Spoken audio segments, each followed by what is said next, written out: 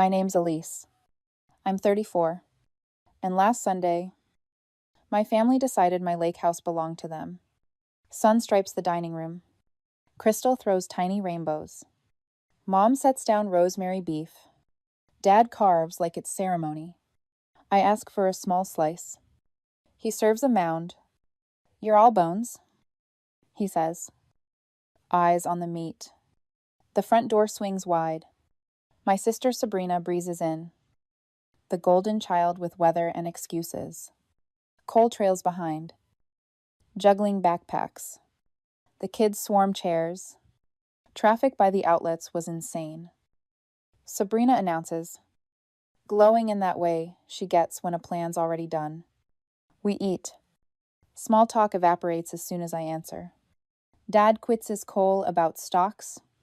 Mom coos over the kids. I feel that old knot, the silent deal that never includes me. Then Sabrina drops it. "We'll be at your lake place for a bit. Foundation issues." My fork stops. I don't follow. It's sitting empty. "Honey," Mom says, "Cedar Lake is perfect for the children. 7 months. Tops." Dad adds. Casual voice. Watchful eyes. The kids argue over rooms like they've toured. They have. The plan isn't a request, it's an announcement.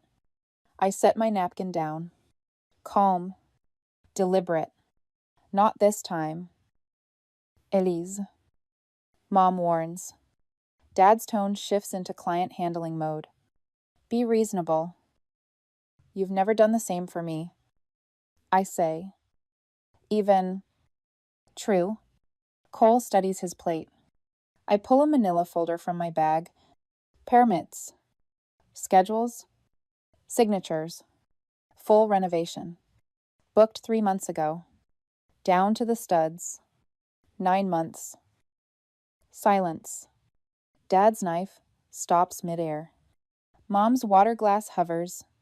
Sabrina's smile cracks. "You changed the locks," she asks. "Last week." I say. "Smart system. Cameras. Insurance updated." "Think of the children," Mom whispers. I'm thinking of all the years I was told to be the adult. Dad tries the old lever. This could affect certain arrangements. It already did. I answer. When I refuse to co-sign Cole's flip, we stare across the table like a border just got marked in blue chalk. The mustard jar in the center fancy. Untouched glitters in the light. A ridiculous detail I can't unsee. The show we always put on. I stand. Dinner was lovely. The room smells like rosemary and old decisions. "Elise." "Sit." Dad orders. I already did. I say. And leave. Outside. Cold air cleans my head. On the drive home. Remy, my contractor, texts materials delivered. Crew ready Monday 7 a.m. Smart locks live. I laugh out loud. Relief sounds different than I expected. I call Remy. "Put the dumpsters right in front of the garage doors." "Already planned," she says. For once, I am not bracing for the fight. I've built for it. Tomorrow, they'll try something else. I'll be ready. Monday comes in loud. At 6:58 a.m. A box truck noses down the gravel lane. Kona's line, my drive. Sawhorses stand like sentries. Rico, the site foreman, checks the permits. Theo, security, sets the camera angles. Remy calls out zones. The lake throws silver at the morning. The truck idles at the cones. The driver looks unsure. Sabrina leaps down in big sunglasses. Cole looks tired already. "What is this?" she snaps. Sweeping at the cones. Safety. I say. Active site? As explained. She marches to the door and jams her old key at the keypad. Secure home systems. Chirps the speaker. Unauthorized entry. Owner notified. You changed the locks. She says. Last week. Garage. 2 weeks. Just storage. Cole tries. Studio framing starts tomorrow. I answer. Showing the stamped permit set, Sabrina waves cash at the driver. The ramp rattles. They roll out our grandmother's mahogany dresser. Lemon oil. Ghosts the air. I'm 12 again. Polishing wood for $1 while Sabrina watched TV. I breathe through it. I call Harbor home. The nonprofit. We're green for pickup. Curbside. Sabrina hears. You wouldn't. You put furniture on someone else's lawn. I say. I planned for this. Deputy Ruiz arrives. Calm and neutral. Owner can secure her site. You can't block emergency access. He tells the movers. A saw winds to life inside. Dust smells like paper and paint. Harbor Home's teal heart truck pulls up. Tags bases. Takes photos. And works with kind efficiency. Sabrina threatens. The crew stays polite. Coal sinks. By noon, the lawn is clear. Donation. Not drama. Ruiz leaves with a nod. The moving truck pulls away. Sabrina texts me, you will regret this, and disappears. Inside, the kitchen wall is gone. The lake walks into the room. I feel something unclench between my ribs. We eat tailgate sandwiches. Remy passes me, raspberries and a grin. You good? I am, I say and mean it. Message ping. Sabrina's homeless family post. Neighbor pushback. Mrs. Duffy. Next door. Comments with a photo of Harbor Home's truck and the words, proud of our girl on Cedar Lane. On Wednesday. Sabrina calls. You had our things hauled off. You abandoned them. I say. Receipts in your box. They're furious. She warns. They're coming today. Good. I say. Let them see the plan. At 157. My parents' sedan stops at the cones. Remy glances at me. Clear the crew. No. I say, let the work speak. Welcome to the plan. I tell my parents at the threshold. Behind me. The house breathes through open studs. Dad inhales to argue. This is excessive. Dad says at last. Pause it. Make room for your sister. No? I say. Delays cost. Crew deposit, $38. Sube. Custom windows, $12.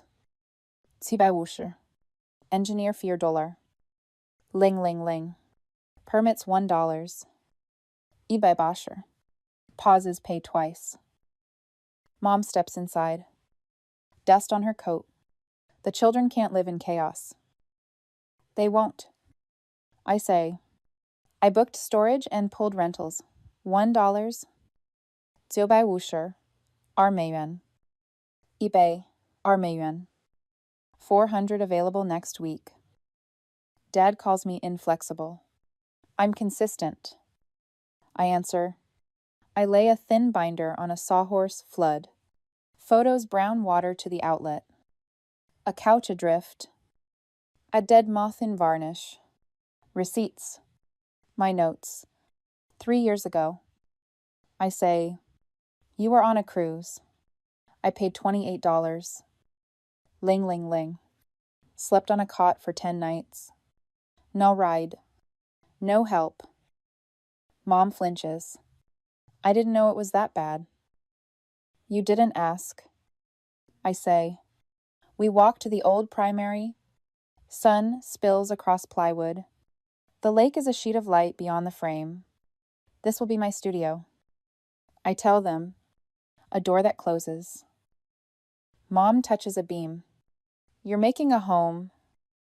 I am. Dad studies the drawings, sightline notes, elevations, a reading nook with a low window. His finger hovers over my pencil line. It sounds like respect when he says, 40% value increase. Conservative. Après agreed.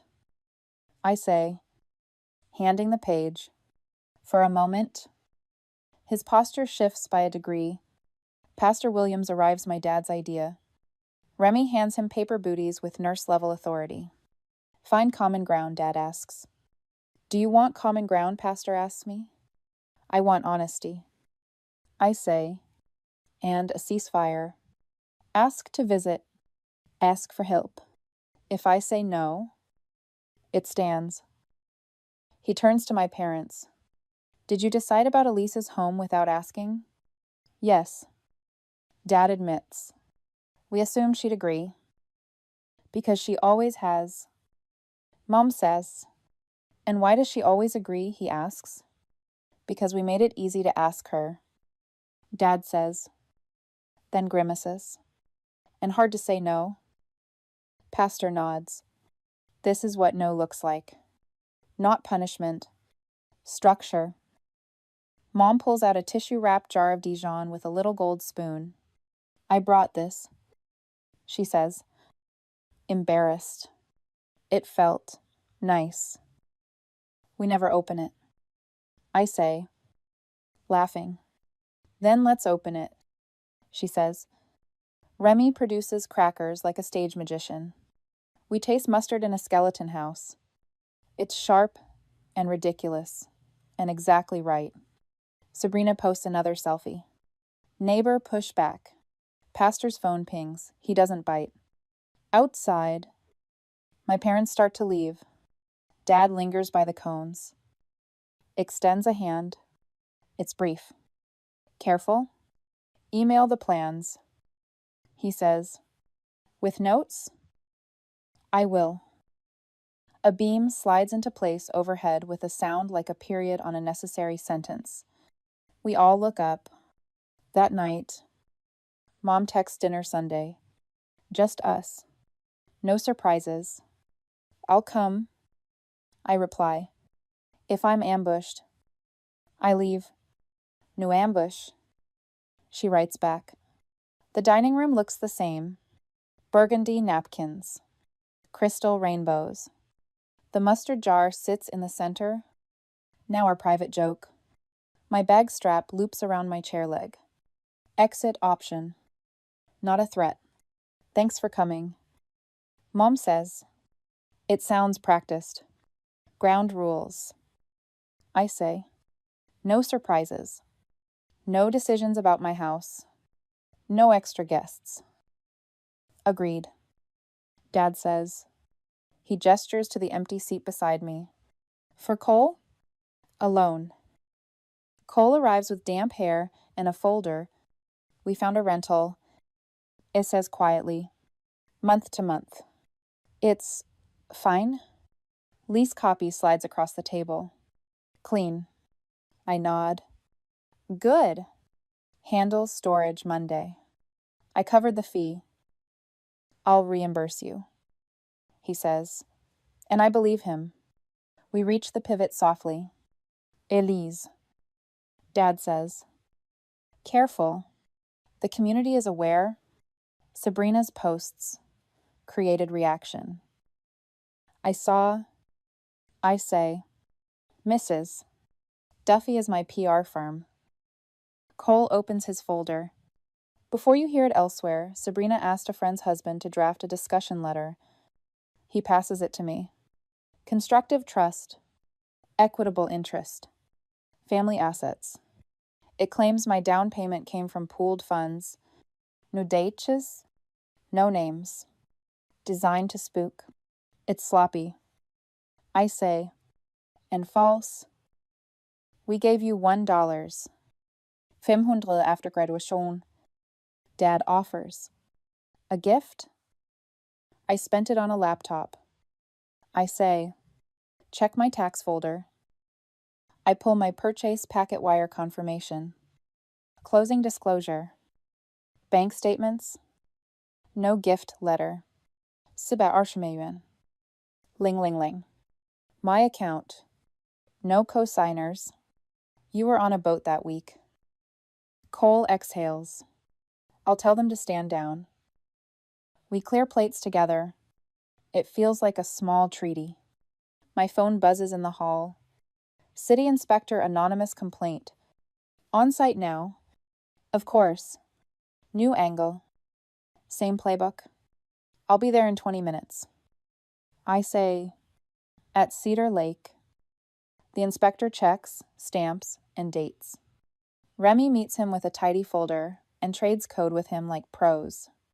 He nods at our reclaimed last stack. Shelving. Yep. I say. He signs no violations and advises a chain across the drive. Theo's already got one in the truck. Back home. Mom calls. Sabrina says she has proof. The house is a family asset. Old emails. An idea isn't ownership. I say, thanks for the heads up. I create a folder, legal potential, drop in the demand letter, permit set, inspection sign-off, Sabrina's post screenshotted before deletion, and Theo's still image a hatchback at 0043 with boxes labeled MISC. Linens. Kids. Morgan keeps. I send it all to Mara Yen, a college friend turned lawyer who loves paper trails. Her voice memo lands 10 minutes later. You're solid. My reply says no interest. No promise. Remove defamation. Route. Future contact to counsel. Don't engage online. Document everything. Then a private text. You think you won? You have no idea what's coming. Screenshot. Filed. Forwarded to Mara and Theo. Before bed. I write 3 lines. Chain and lock Monday. Motion lights at road, ask Theo. Watch the trunks. Predon will test the plan. Elle er 4 traden A. M. Motion at the drive. Headlights wash the gravel white. I'm already awake. Dressed. Gone. Cedar Lake looks colder at night. The new chain glints. Motion lights pop on like runway lamps. The hatchback idles. Trunk cracked. Boxes labeled MISC. Linens. Kids. Morgan keeps. Theo texts audio on. His pre-recorded message plays through the porch speaker. Active construction. No storage. You are being recorded. Sabrina freezes. Then sets a box on the post like a dare. Morning.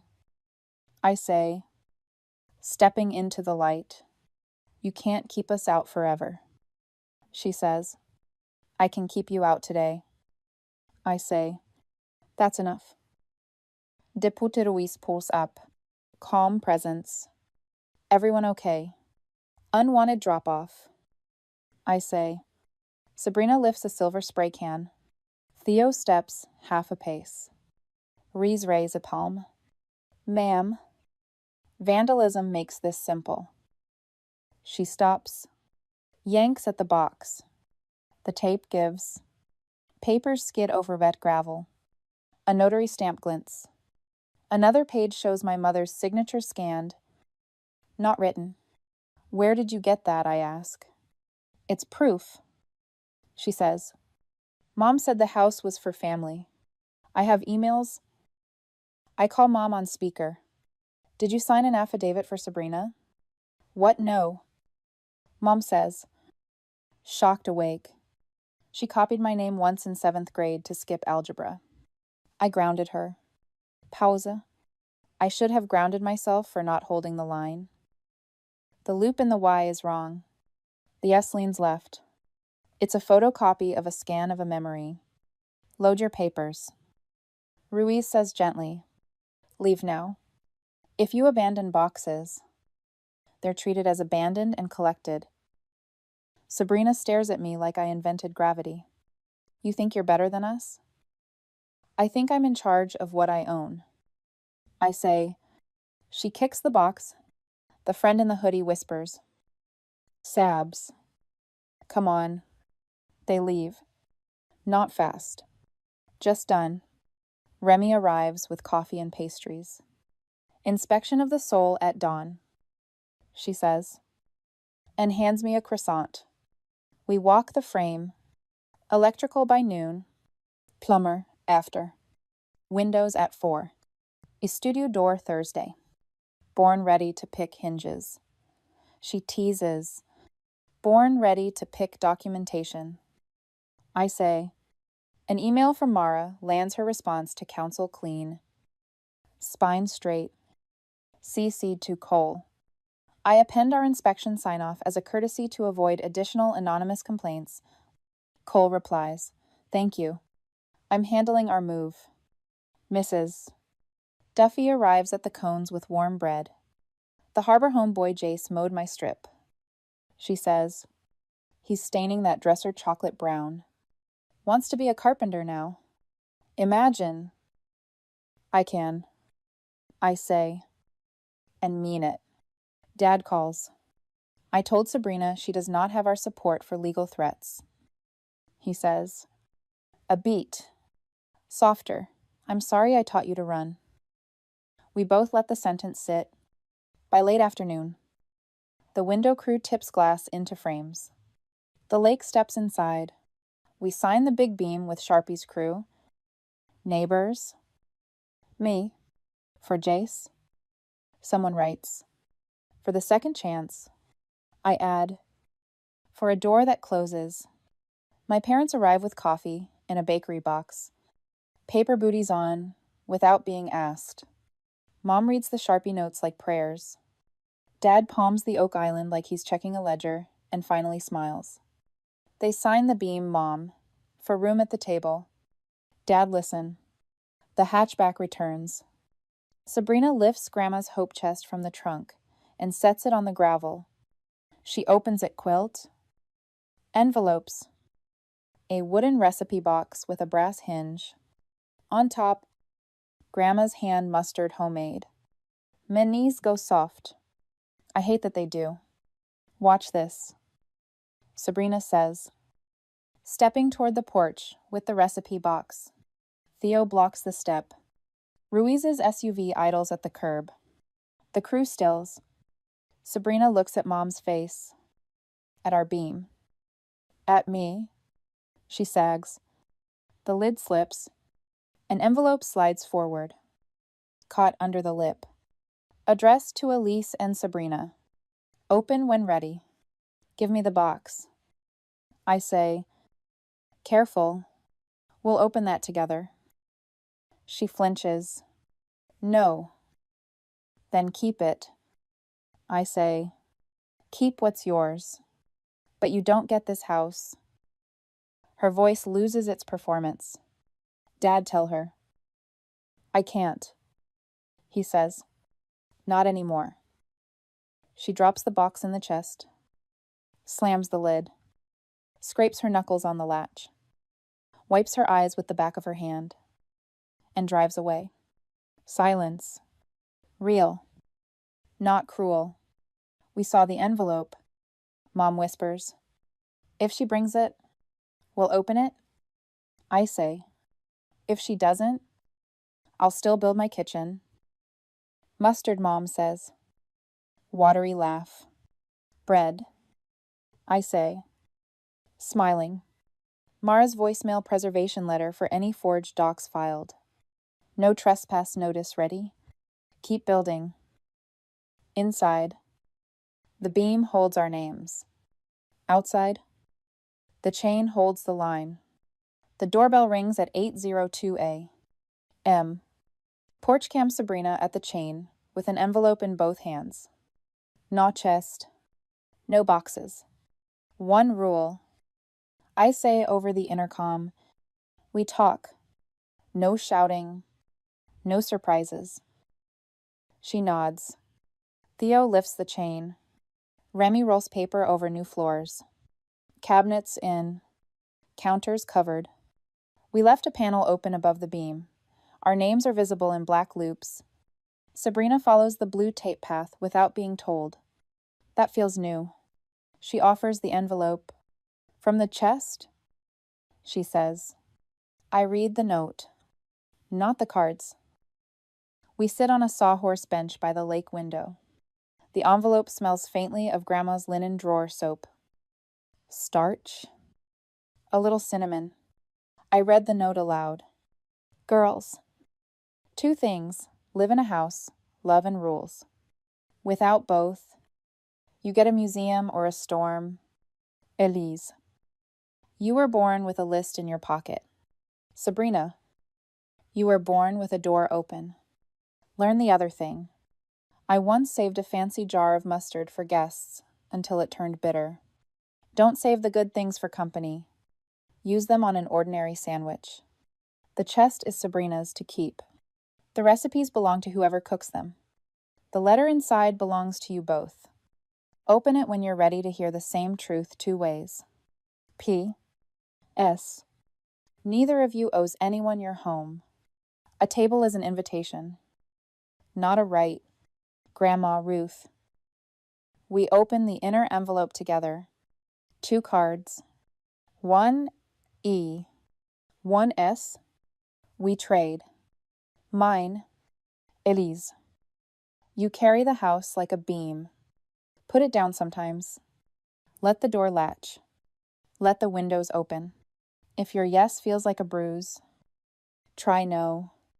If you feel small after helping, it wasn't help. Bake bread. It will teach you time. R. Sabrina's. Sabrina. You like to borrow heat from other people's stoves.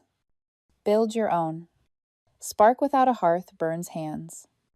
If you want a room, pay rent. If you want a favor, say please. If you want to be trusted, return what you borrow. Keep the hope chest. Fill it with receipts and keys you earned. R.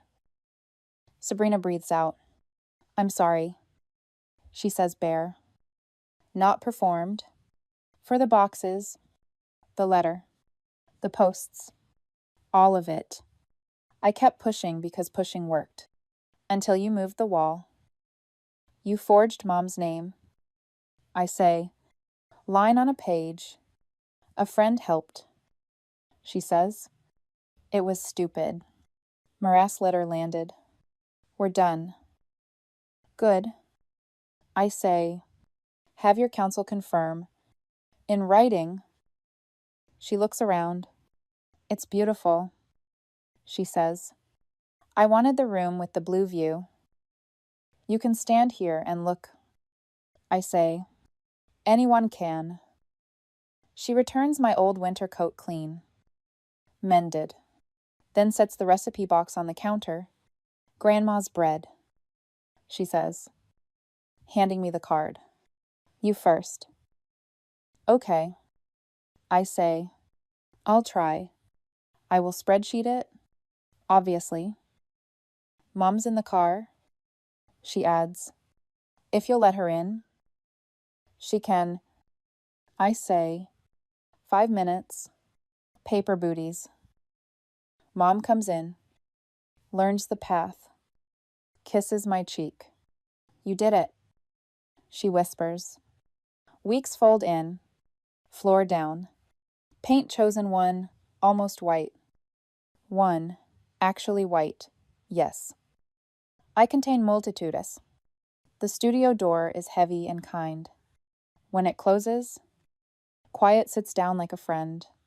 Housewarming day crew first. Neighbors, second. Family last. Signs by the door, please ask before posting. And coats here. Pastor Williams blesses studs and stubborn hearts. Remy toasts the beam. Theo hands me a brass key fob engraved close. Jace. T. Osco shows me a photo of the dresser deep and smooth. I got an apprenticeship. He says, glowing. Start Monday. You did that. I tell him. He eats 2 mustard rolls. Dad moves slowly, reading the space like a ledger. then closing his eyes like a person. You were right, he says. I was necessary. I say. He nods, understands the difference. Mom places a rosemary pot by the reading nook. You can use it, she says. Smiling. Sabrina arrives late with a bakery box. Dessert, she says. From the card, not a mix. We cut warm loaves. The crust sings. The crumb opens. She laughs. Surprised. Softer than I've heard in years. We're not good yet, she says. But I can stop making it worse. That's good. I say. That's a start. She leaves the recipe box. Share, she asks. Share. I say. Night spills over the lake. After the last guest goes. I pin Grandma's bread card above the counter and feed the starter flour. Water. Time. Blue tape on the jar with today's date. Texts ping. Mara all quiet. File closed. If they try again, we swat it. Dad proud. Of your plan. Mom photo of the mustard jar. Half empty. Caption. Using the good things. Sabrina photo of the hope chest at their rental. Kids' drawings taped above it. No caption. Just light. I lock the studio door. Not a slam. A click. The beam holds our names. The chain at the drive hangs honest. The lake breathes. So do I? Your turn. What would you have done with the envelope porch or later? Where's your line? And what would you write on your beam? Tell me in the comments. A table is an invitation, not a right. The windows open when I decide. The door closes when I ask it to. And in this house I made, with my name on the deed and my plan in the bones. I live the way the light is easy. Story. 2. I was staring at endless spreadsheets on my computer when my phone rang. Mom's name lit up the screen. And my stomach instantly dropped. She never just calls to chat, only when she needs something. Hello. Mom, I answered, trying to keep my voice neutral. Caroline. Her voice came out weak and trembling, like she could barely breathe. I'm really sick. Sweetheart. Terrible ditzy spells. Crushing chest pains. Your father's always at work, and I'm here completely alone. Heavy. Labored breathing filled the line with dramatic pauses between each word. I need you. Caroline. I really need you. My mind immediately raced. What's wrong this time? What about Linda? She only lives 20 minutes away. Can't she help? Linda is my older sister, Mom's golden child. Dad's pride and joy. The perfect daughter who could do absolutely no wrong in their eyes. Mom sighed so heavily I could practically feel it through the phone. Linda is completely overwhelmed with her 3 kids. She has absolutely no time to help me right now. Of course, Linda is always too busy when it involves helping anyone but herself. Please. Caroline. Mom's voice wavered with perfect dramatic timing. Come stay with me for just 2 weeks. Until I feel better. I wouldn't ask unless it was truly serious. But I really feel terrible. I stared at my computer screen. 3 major projects with looming deadlines. Reports for Mr. 7. Peterson due tomorrow morning. My boss was counting on me. My scheduled vacation wasn't for another month. But how do you refuse your dying mother? I'll be there day after tomorrow morning. I heard myself say, already dreading the conversation with my boss. Thank you. Sweetheart. Mom's voice suddenly sounded noticeably stronger. Clearer. You've always been so reliable. Yeah. Reliable Caroline. The family's emergency backup plan for everything. I went straight to Mr. Peterson's office. Do you have a moment? It's urgent. I explained everything. My mom's sudden serious illness. My dad working full-time with no flexibility No one available to care for her. I need to fly to Phoenix as soon as possible. 2 weeks maximum. I'm requesting unpaid family leave. Mr. Peterson frowned, tapping his pen thoughtfully on the desk. What about the Henderson project deadline? I know. And I'm so sorry. I wouldn't ask if this wasn't a genuine medical emergency. He studied my face carefully, then nodded slowly. Family comes first. Caroline. We'll manage, somehow. 2 weeks, but I'll need you back and focused when you return. Thank you so much. I really appreciate your understanding. That evening, I booked a red-eye flight from Seattle to Phoenix with a layover in Denver, 4 hours waiting at the airport. Nearly 15 hours of total exhausting travel time. I hadn't been home in 4 years. 4 peaceful years without family drama, without constant demands, without the endless "can you help with this?" followed by hollow promises of "we'll pay you back soon." No birthday calls, no holiday greetings, just texts when they needed money transferred immediately. I packed my suitcase and set my alarm for 4 in the morning. I'd deliberately chosen Seattle when I graduated college as far from Phoenix as I could reasonably get while staying in the continental United States. It wasn't random chance. It was a carefully calculated survival strategy to protect my peace. The flight felt endless cramped seats, crying babies, stale airport coffee, and anxiety about what I'd find when I arrived. An Uber took me from Phoenix Sky Harbor Airport through familiar sun-baked streets to my parents' neighborhood in Tempe. Everything looked exactly the same, xeriscaped yards with gravel and cacti, faded ranch houses, dusty pickup trucks in every driveway. My parents' house sat on the corner, a single-story brick ranch with white vinyl siding that had turned dingy gray from years of harsh Arizona sun. I knocked on the door, my heart pounding with genuine worry about what terrible condition I'd find Mom in. The door swung open wide, and there stood Mom, looking absolutely radiant and completely healthy. Her hair was freshly styled and colored, makeup perfectly applied, wearing coordinated turquoise jewelry that matched her crisp southwestern print blouse. Mom, I froze on the doorstep. Confused? My suitcase handle gripped tightly in my sweaty hand. You were deathly sick. She grabbed my arm with surprising strength and pulled me enthusiastically inside. Caroline, you actually made it. How wonderful. The guest slippers are right there by the coat rack. Sweetheart. Wait, what about your health? The dizziness, the chest pains, the emergency? Mom laughed brightly and waved her hand dismissively like she was swatting away an annoying fly. Oh, honey. I exaggerated just a teensy tiny bit so you'd actually come visit. Surprise. I stood frozen in the hallway, still death-gripping my suitcase handle, while my exhausted brain tried desperately to process what I'd just heard. Voices and laughter drifted from the living room, multiple voices, including excited children. Look who finally made it here, Mom called out cheerfully, practically singing. I followed her into the living room, on complete autopilot, my body moving while my mind reeled. Dad sat comfortably in his worn leather recliner, phone in hand. Casually scrolling through sports news like this was any ordinary Tuesday afternoon.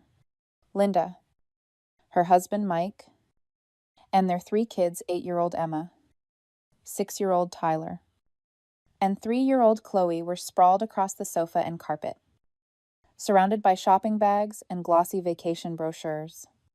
Oh, Caroline Linda flashed that overly bright, fake smile that always makes me instinctively check my purse. Wow.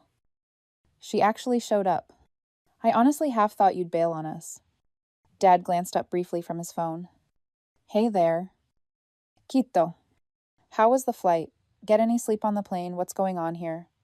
I looked from one smug, satisfied face to another, confusion rapidly turning to suspicious dread. We're going on vacation, Mom announced happily, clasping her hands together with excitement. 10 glorious days in Maui. Hawaii. Everything's already booked and fully paid for. Tickets purchased. Resort confirmed. But we needed someone reliable and trustworthy to watch the children. It felt like someone had dumped an entire bucket of ice water directly over my head. So you lied about being deathly ill to trick me into flying 3,000 miles across the entire country. To provide free babysitting for your vacation. Don't be so dramatic. Caroline. Linda snorted, rolling her eyes dismissively. It's not like it's real work. You have a cushy office job where you just sit at a computer all day in air conditioning. It's not like you're out digging ditches in the Arizona heat or working retail on your feet. Heat flooded my face, and my hands started trembling with anger. I have major projects with critical deadlines. I took unpaid leave. I'm literally losing money and jeopardizing my career to be here. That's what family means. Caroline. Mom interrupted firmly, using that patient, condescending voice, like she was explaining basic manners to a stubborn child. Helping each other out in times of need. Linda and Mike haven't had a real vacation in years. Your father and I haven't been anywhere romantic since our honeymoon 35 years ago. This trip is important for all of us. Surely you can understand that.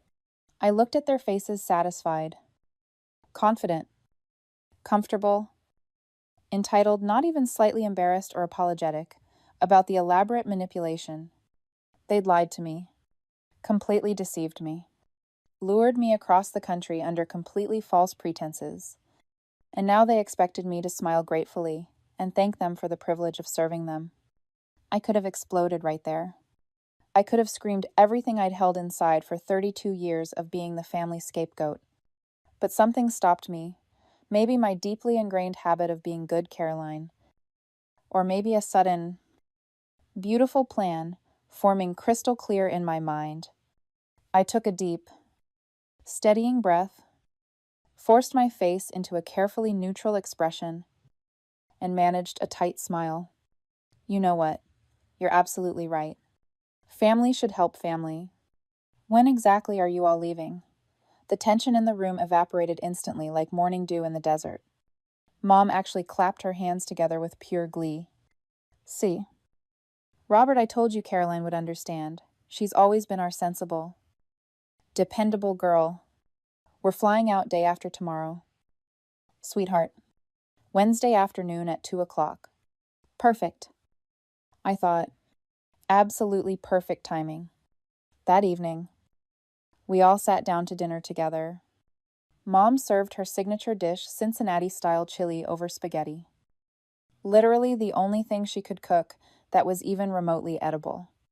Everyone talked about nothing, except the upcoming vacation. Their voices overlapping with barely contained excitement. We snagged such an incredible deal. Dad boasted proudly, helping himself to a second enormous portion, the Wailea Grand Resort, right on the ocean in Maui. All-inclusive with premium top-shelf drinks, 5-star rating. They've got 3 swimming pools. A la river. And the beach is literally right outside your room. I smiled and nodded along enthusiastically. But inside my mind was racing. Planning. Calculating every detail. Mike, Linda's husband of 6 years, launched into an enthusiastic description of the helicopter tours over volcanic craters and the snorkeling excursions he'd already researched and booked. I barely knew Mike. I'd met him, maybe 3 times total, at major family events like weddings and funerals. He seemed like a decent enough guy, but clearly smart enough not to get his own hands dirty, dealing with other people's messy family problems. Caroline, honey, we wrote absolutely everything down for you. Mom slid a handwritten sheet of paper across the table toward me. Chloe sometimes wakes up crying at night around 2 or 3 in the morning. But Tyler and Emma usually sleep straight through until morning.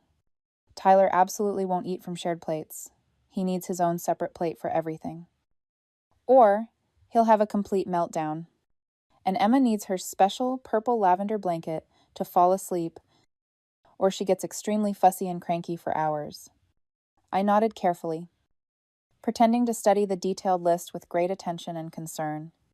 Oh, and Tyler's severely allergic to strawberries, even the smallest amount. Linda added quickly.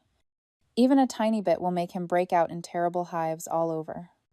And Emma has soccer practice every Tuesday and Thursday evening at exactly 6 o'clock at the Scottsdale Youth Sports Complex on McDowell Road.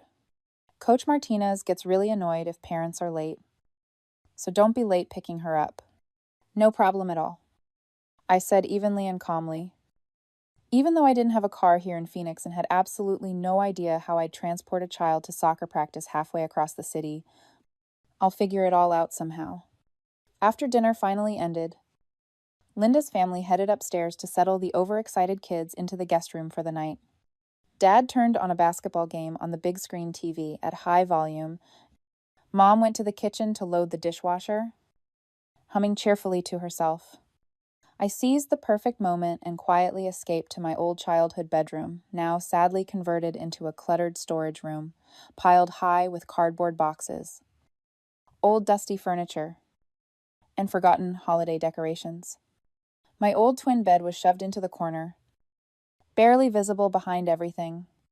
I sat down on the creaky mattress, closed and locked the door firmly, and pulled out my phone.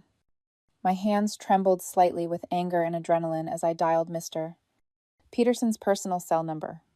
"Caroline, is everything all right? How's your mom doing?" he asked immediately, with genuine concern in his voice. Not quite what I expected at all. My voice cracked slightly with emotion. I spilled the entire story, the completely fake dramatic illness, the real luxury vacation, the calculated manipulation to trap me into free childcare. "Mr. Peterson was silent for a long moment. When he finally spoke, his voice was tight with anger on my behalf. "Wow, that's really beyond the pale. Caroline, that's pure manipulation. Plain and simple. I'm so sorry I abandoned work over something like this. Stop right now. Don't you dare apologize. You acted in completely good faith with the information you had. You genuinely thought your mother was dying." He paused thoughtfully. "So, what are you going to do now?" "I don't know. Part of me wants to book a return flight to Seattle right this second and never speak to them again." "You could absolutely do that," he said slowly, carefully. "Or you could take a real vacation yourself. We've already covered your absence and rearranged everything at the office. The work will still be waiting here when you get back." I blinked in complete surprise. "You think I should just take a vacation? After this, Caroline, after what they've deliberately put you through? Absolutely yes. You've got the time off already approved. Use it for yourself for once. You deserve it infinitely more than they deserve your free labor." After hanging up, I immediately opened my laptop and started frantically searching vacation packages. If my family was going to Hawaii, I needed somewhere equally amazing, no, somewhere even better and much farther away where they could never reach me. Turkey appeared on my screen, specifically Antalya, with its pristine white sand beaches and crystal clear turquoise Mediterranean waters that looked like paradise. And incredibly, miraculously, I found an all-inclusive luxury resort with last-minute availability for Wednesday, the exact same day my family was departing for Hawaii. Even better, I found an early morning flight at 7 a.m. That would get me completely out of Phoenix well before their 2 p.m. afternoon departure. I'd be sipping mojitos poolside by the Mediterranean Sea while they were just arriving at Sky Harbor Airport, searching frantically for their missing babysitter. Perfect. Absolutely perfect poetic justice. I booked everything without a moment's hesitation. Round-trip flight, luxury resort, comprehensive travel insurance. The total came to $1,800 money I'd been carefully saving for a new laptop. But this was worth infinitely more than any computer. The next morning brought complete organized chaos. Mom and Linda ran around frantically with printed packing lists, checking items off obsessively. Dad triple-checked passports and tickets for the 100th time. The kids bounced off the walls with uncontainable vacation excitement. I seized the moment of total distraction and slipped out quietly to Target. I bought a new flattering swimsuit, high SPF sunscreen, a flowy beach cover-up, waterproof sandals, and a wide-brimmed sun hat, everything needed for a luxurious Turkish Mediterranean beach vacation. I hid all the purchases deep in the bottom of my suitcase, carefully camouflaged under my regular boring t-shirts and jeans. That evening, I checked my flight confirmation and hotel reservation one final time on my laptop. Everything was absolutely perfect and confirmed. I felt a small twinge of guilt about the children, Emma, Tyler, and little Chloe weren't to blame for any of this nightmare. But then I remembered Linda casually dismissing my entire professional career as just sitting at a computer. I remembered my parents blatantly lying about a terminal illness to manipulate me. This had been the pattern my entire life. I was always dead last in their priorities, valued only when they desperately needed something. I remembered my childhood so vividly and painfully, how completely different my experience was from Linda's privileged, pampered life. At 12 years old, I was cooking dinner for the entire family and scrubbing floors on my hands and knees while 14-year-old Linda went to the mall shopping with her friends. At 16, I worked part-time at a Safeway grocery store after school and on weekends to earn money for my own clothes and school supplies, while 19-year-old Linda attended Arizona State University full-time, completely financially supported by mom and dad, who paid for everything. I didn't receive a single penny for college expenses. I worked myself to absolute physical and mental exhaustion, competing for scholarships, took out massive, crushing student loans, and worked 2 demanding part-time jobs throughout college just to barely survive. When I finally escaped to Seattle right after graduation, they barely even noticed I'd left the state. Never visited me once. Never called just to check on me or see how I was doing, only when they urgently needed money wired immediately. Just Venmo it to us right now. Honey, we'll definitely pay you back next month. We promise? But they never, ever did pay me back. Not once.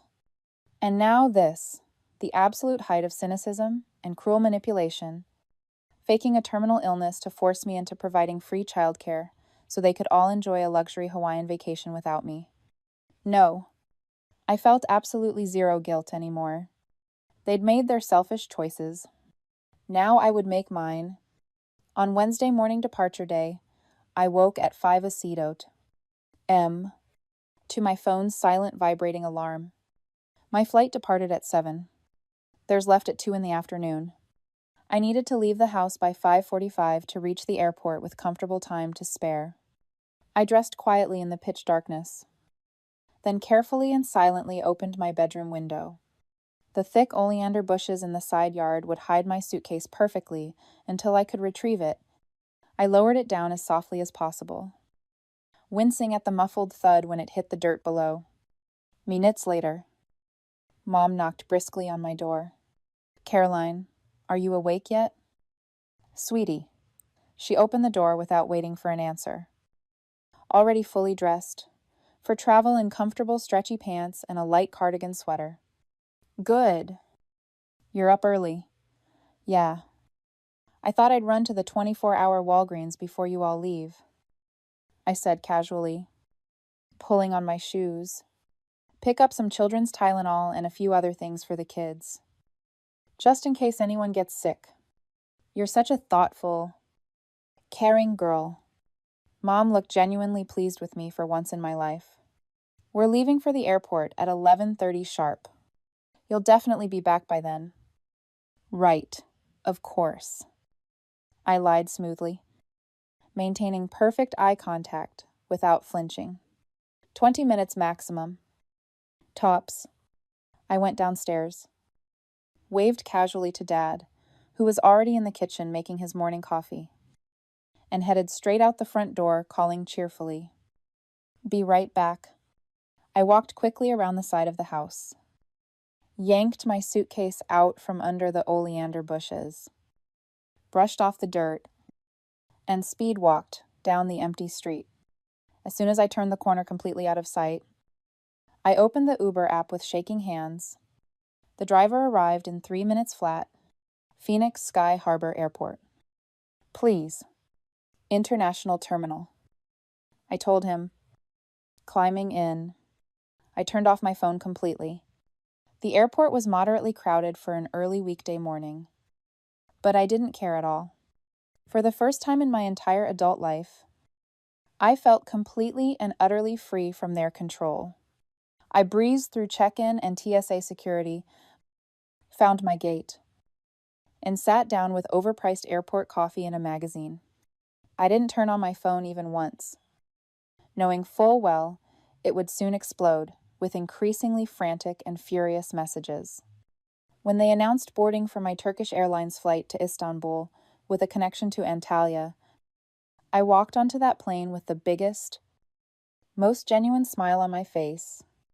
I settled into my economy window seat, fastened my seatbelt, and only then checked the time on the seat back entertainment screen. 6:45 a.m. Back at the house right now? My family was probably just finishing breakfast. The kids still running around in their pajamas. Everyone leisurely getting ready for their big trip, completely unaware that their free babysitter was currently taxiing onto the runway at that exact moment, about to disappear to another continent entirely. The flight was pure bliss. 3.5 peaceful hours to Istanbul, then another 2 hours to Antalya. I watched 2 movies, dozed comfortably with my complimentary blanket, ate surprisingly decent airline food, and tried not to think too much about the absolute chaos currently erupting back at my parents' house.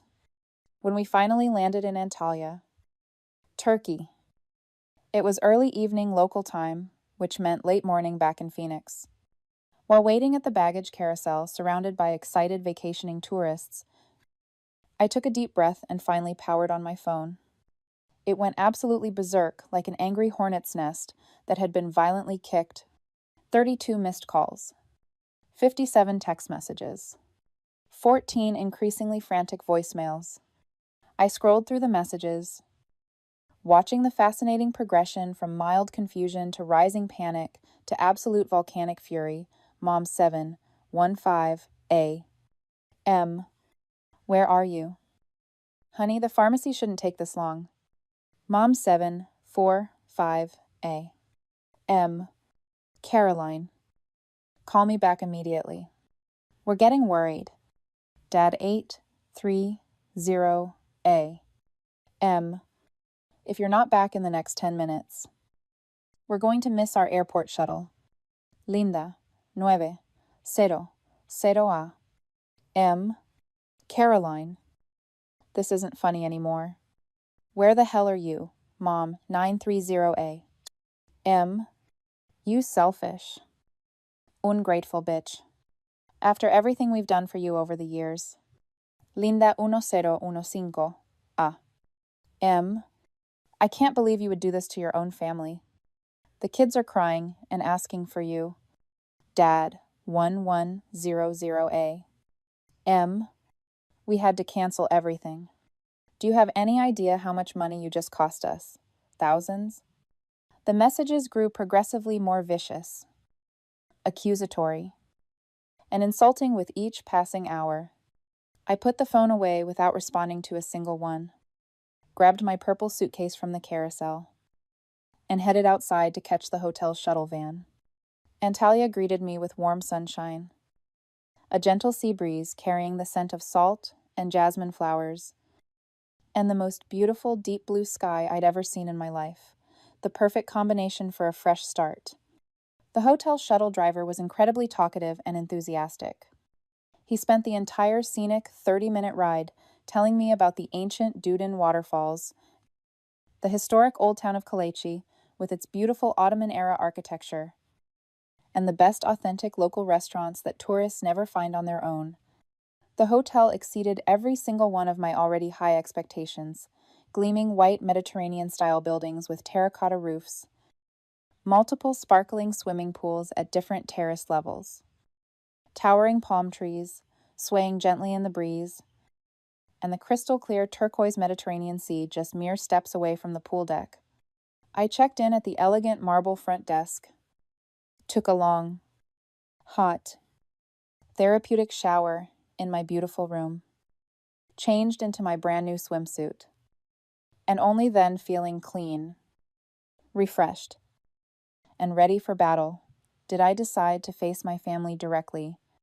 I called Mom's cell phone, my heart pounding. She answered on the first ring, her voice shaking with pure rage. "Caroline, where the hell are you right now?" "I'm in Turkey," I replied calmly, gazing out my balcony window at the stunning sea view. "At the Fantasia Resort in Antalya. It's absolutely beautiful here." "Mom, you'd love it." Dead silence. Complete. Shocked silence for several seconds. Then, "What kind of nonsense, come back to Phoenix immediately? We missed our entire flight because of you. Do you understand what you've done to this family? That's really unfortunate," I said evenly, without emotion. "But I'm not coming back to babysit your children for free." "Did you plan this deliberately?" Mom's voice was strangled, barely coherent. "Did you set us up on purpose?" "Yes, I did. Exactly the same way you deliberately set me up by lying about being deathly ill when you were perfectly healthy the whole time. This is completely different. We needed your help. Family helps family in times of need, and you decided that lying and manipulation was the best way to get that help. You didn't even ask me honestly if I could babysit. You didn't offer to pay me a single dollar. You didn't respect my time, my demanding job, or my life at all. You just lied and expected me to drop everything and serve you like always. What about your sister? What about Linda's innocent children? They didn't do anything wrong. Linda is a grown woman with a husband who works. She could have hired a professional babysitter or nanny. She could have asked me honestly and offered to pay me fairly. She could have accepted no as an answer. But instead, you both decided to lie about a terminal illness because you knew that was the only way to manipulate me into compliance. Mom went silent for a moment, then erupted like a volcano. "You've ruined everything. The entire vacation is completely destroyed. The travel agency is charging us massive cancellation fees, over $3,000. The resort won't refund anything. I'm genuinely sorry about the money," I said, and I truly meant it. "But maybe this experience will teach you to respect me at least a little bit, to see me as a real person with my own life and needs, not just as a free resource to exploit whenever it's convenient. Respect." After what you've just done to this family, Mom's voice went shrill and hysterical. "Linda was absolutely right about you all along. You're selfish. You've always been selfish." I actually laughed out loud at that accusation. That's funny to hear from people who only call me when they need money transferred immediately. Money that never, ever gets paid back. By the way, I've kept detailed track. You've borrowed over $4,200 from me in the past 3 years alone. How dare you throw that in our faces? No. Mom, how dare you? How dare all of you? My voice was steady and strong. I'm exhausted from being the family doormat. I'm tired of being taken for granted, used, manipulated, and treated like I don't matter at all. Now I'm going to actually enjoy a real vacation, the one I thought I was taking when you lied about being sick and dying. Goodbye. Mom? I hung up firmly before she could respond. The phone immediately started ringing again, Linda calling this time. I declined the call and powered off the phone completely. I went downstairs to the beautiful poolside bar with its thatched roof and bamboo decorations, ordered a mojito with extra fresh mint, and took a long, satisfying sip while gazing at the magnificent turquoise Mediterranean stretching endlessly to the horizon. For the first time in years, maybe in my entire adult life, I felt like I truly belonged to myself. The next few days were absolutely magical, like living inside a beautiful dream. I swam in the warm, perfectly clear sea every morning while the sun rose. I read 3 novels on the pristine beach under a striped umbrella. I went parasailing high above the dramatic coastline. Screaming with pure exhilaration, I indulged shamelessly in the incredible daily buffet. Their grilled eggplant with tahini sauce was absolutely mind-blowing. And the fresh baked bread was still warm every single morning.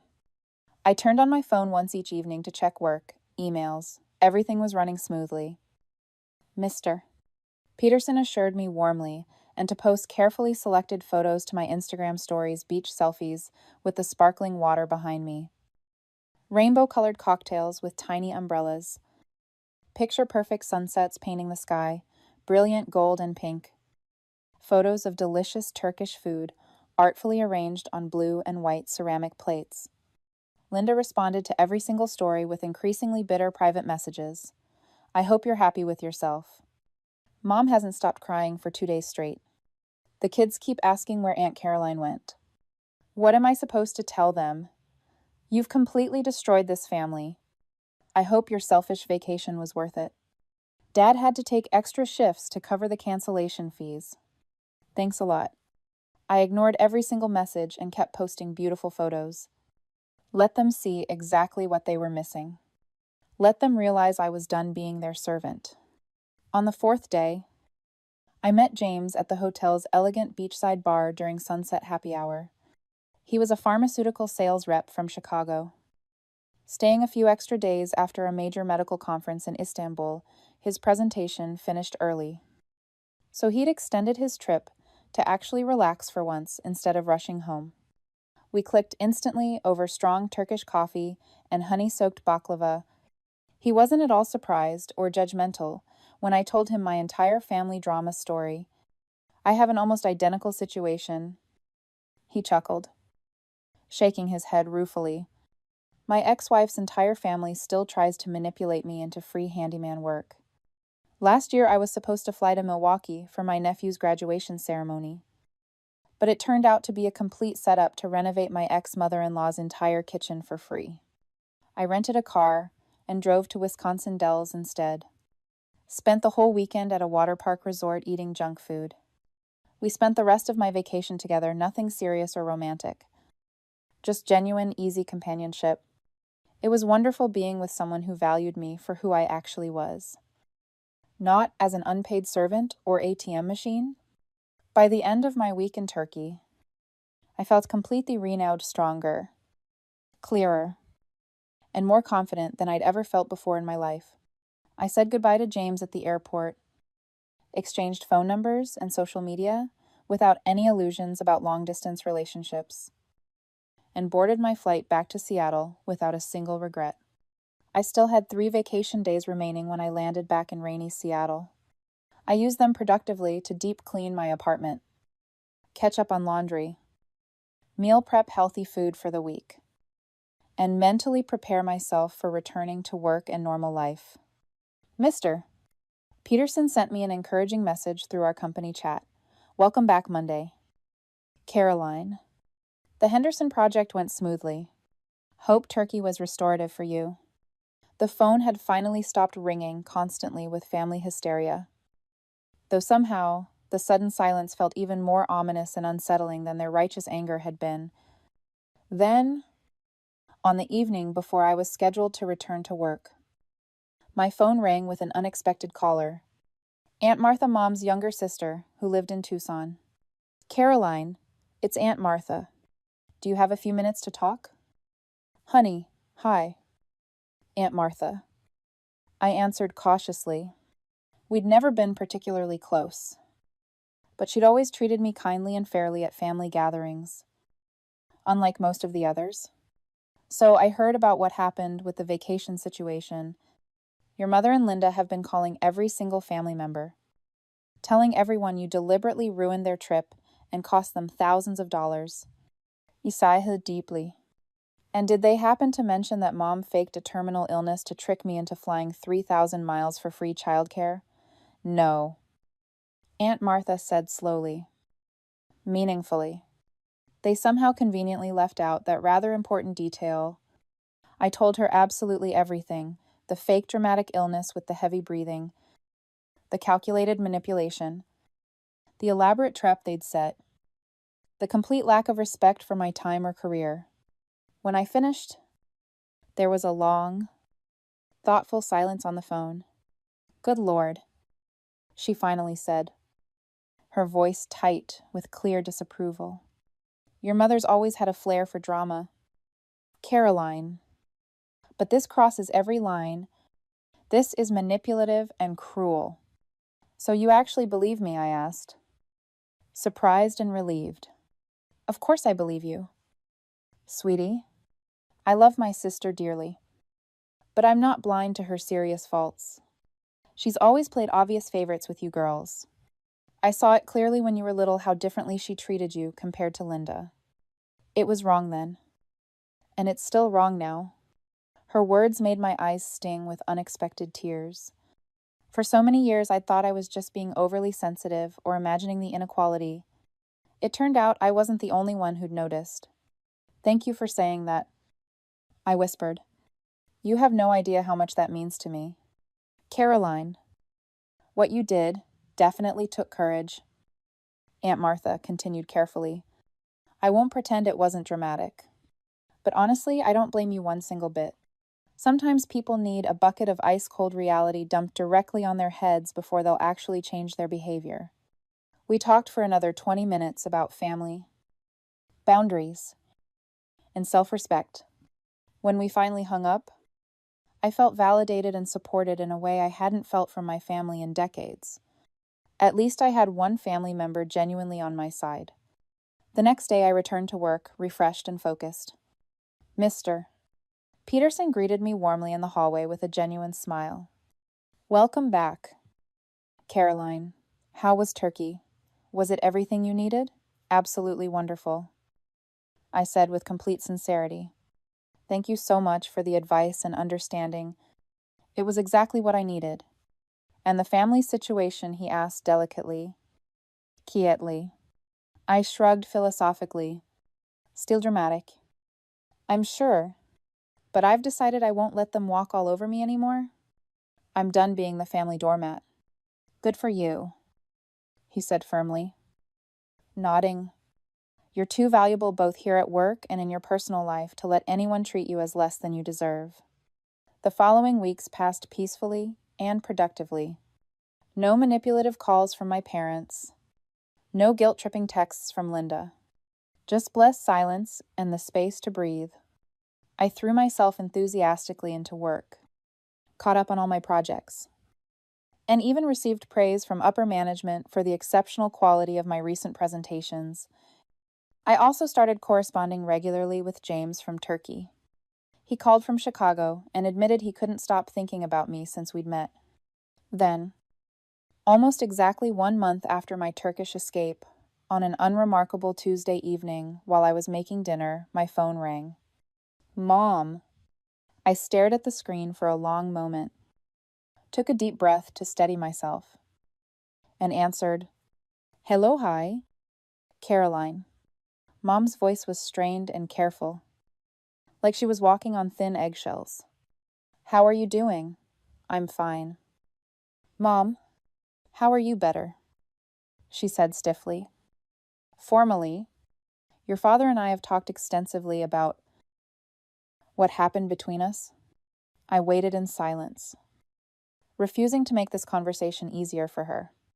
What you did was very hurtful, she continued slowly. We lost a substantial amount of money on those tickets and hotel reservations. The travel agency charged us enormous cancellation fees, over $3,000 total. It's been financially very difficult for us. I noticed immediately no apology for lying about being deathly ill. No acknowledgement of manipulating and deceiving me.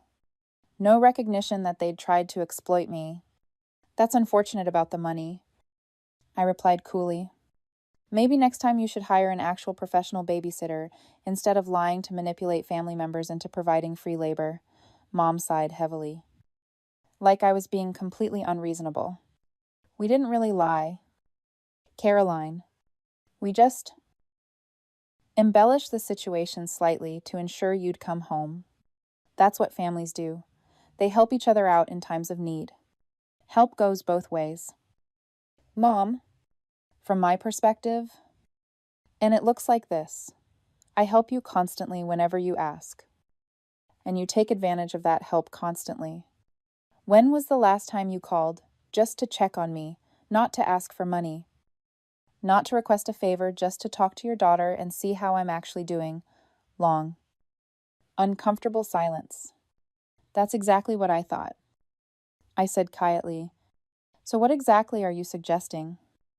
Caroline Mom asked, her voice small and defensive. "If you want any kind of normal relationship with me going forward, it has to be genuinely reciprocal. I need to feel valued as a person, not just used as a resource when it's convenient for you." Another long pause. I could practically hear her thinking, deciding how to respond. "I'll think carefully about what you've said." She finally managed. "You do that. Mom, take all the time you need. Goodbye." I hung up calmly, unsure if this conversation was the beginning of genuine reconciliation or the final nail in our relationship's coffin. Either way, I didn't regret standing up for myself. Not for 1 second. Later that same evening, I received a text message from Linda. "The kids keep asking about you. They miss their Aunt Caroline so much." No apology, no acknowledgement of any wrongdoing, no recognition that she'd been part of an elaborate deception, just using her innocent children as emotional leverage to make me feel guilty. Classic Linda manipulation. I read the message twice, then deleted it without responding. Life continued moving forward in positive directions. 3 months after I returned from Turkey, I received a significant promotion at work. I was now leading an entire 8-person department with real decision-making authority and a substantial salary increase of $15,000 annually. James flew out from Chicago for a long weekend, and I had the joy of showing him around beautiful Seattle Pike Place Market with its famous fish-throwing vendors, the iconic Space Needle with its rotating restaurant, a scenic ferry ride to charming Bainbridge Island, and hiking through the stunning misty forests of the Olympic Peninsula. I joined a local hiking club and made genuine new friends who actually valued my company and never asked me for money or favors. People who invited me to things because they enjoyed being around me, not because they needed something from me. 3 months after the Turkey incident, almost to the day, Aunt Martha called me again with interesting news. "I thought you'd want to know something," she said carefully. "Your mother finally admitted to me that they handled the situation wrong when they lied to you about her being sick." I raised my eyebrows skeptically. "She actually admitted that. Well, not in those exact words." "Of course," Aunt Martha chuckled knowingly. "But she told me they should have directly asked you for help with the children, instead of being," and I quote, "creative with the truth. For your mother, that's practically a full confession and apology from the papal throne." I couldn't help but laugh. I guess that's something. At least, give them time. Caroline. They're stubborn people. But they do love you in their own complicated way. In their own way, I repeated quietly, thoughtfully. "It's not perfect," Aunt Martha noted philosophically, "but it's what we've got. Family rarely is perfect." Sweetheart, after we hung up, I sat for a long time thinking about family, the one you're born into through no choice of your own, and the one you consciously choose and build for yourself. I'd spent so many exhausting years desperately trying to earn my parents' approval and my sister's respect, working myself to the bone to prove I was worthy of their love and attention. It never worked. Maybe it never would work. And maybe, just maybe, that was okay. I'd built a genuinely good life for myself here in Seattle. A career I loved and felt proud of. Friends who appreciated and respected me. A promising relationship with James that felt healthy and reciprocal. I no longer needed to be anyone's doormat to feel worthy of love and belonging. A week later, a thick envelope arrived in my mailbox. Inside was a check for $4,200, every single penny they'd ever borrowed from me over the years, with interest calculated at 5%. A card was tucked behind the check. Mom's distinctive handwriting was on it, Caroline. "We're sorry for the delay in repaying you." We should have done this years ago. We're trying to do better. Love. Mom and Dad. A partial apology, at best. Not a promise to fundamentally change their behavior patterns. Not a recognition of the deeper hurt they'd caused over decades. But at least it was an acknowledgement that they'd been wrong. At least it was something concrete and real. I sent Mom a brief thank you text message, received the check. Thank you for paying me back. I appreciate it. Small steps forward. Baby steps. Really, do I want a full reconciliation with my family? I'm honestly not sure anymore. Part of me misses them, despite everything that's happened, misses the idea of having a close, supportive family, but another larger part of me is genuinely afraid of falling back into those old, destructive patterns of becoming convenient, reliable Caroline again, who exists primarily to solve everyone else's problems while completely neglecting her own needs. For now, I'm maintaining my distance and my boundaries, protecting the peace I've worked so hard to build. Maybe someday we'll find a way to build a healthier, more balanced relationship based on mutual respect. Maybe we won't. Either way, I know I'll be fine. I'll be more than fine. I've realized something important: revenge. As satisfying as it was in the moment, wasn't really what I'd been seeking all along. What I truly wanted was recognition, to be seen and valued as a complete person with my own life, dreams, and needs, not just as a convenient resource to be exploited whenever it was useful. My phone buzzed with an incoming message. James just booked my flight for Friday night. Dinner at that Italian place you mentioned, the one with the amazing handmade pasta. I smiled genuinely and typed back, "Can't wait. I'll make reservations." Life isn't perfect. My family situation remains complicated, and probably always will be to some degree. But for the first time in my entire life, I'm living completely by my own rules, making my own choices, setting my own boundaries, prioritizing my own well-being without apology. No apologies, no regrets. No, going back to who I used to be. On Friday evening, James and I sat at Altura, an upscale Italian restaurant overlooking Elliott Bay, watching the sunset paint the water in brilliant shades of gold, pink, and deep purple. He asked about my family over our appetizers. "Are you talking to them much these days?" I shook my head, honestly. "Not really. It's better and healthier this way for now. I spent my entire life exhausting myself, trying to be exactly what they wanted me to be. Now I'm finally figuring out who I actually want to be for myself." James raised his wine glass thoughtfully. "Here's to the journey of figuring it out." I clinked my glass gently against his Fursons, meeting his eyes with a genuine smile. To figuring it out, and that was the absolute, honest truth.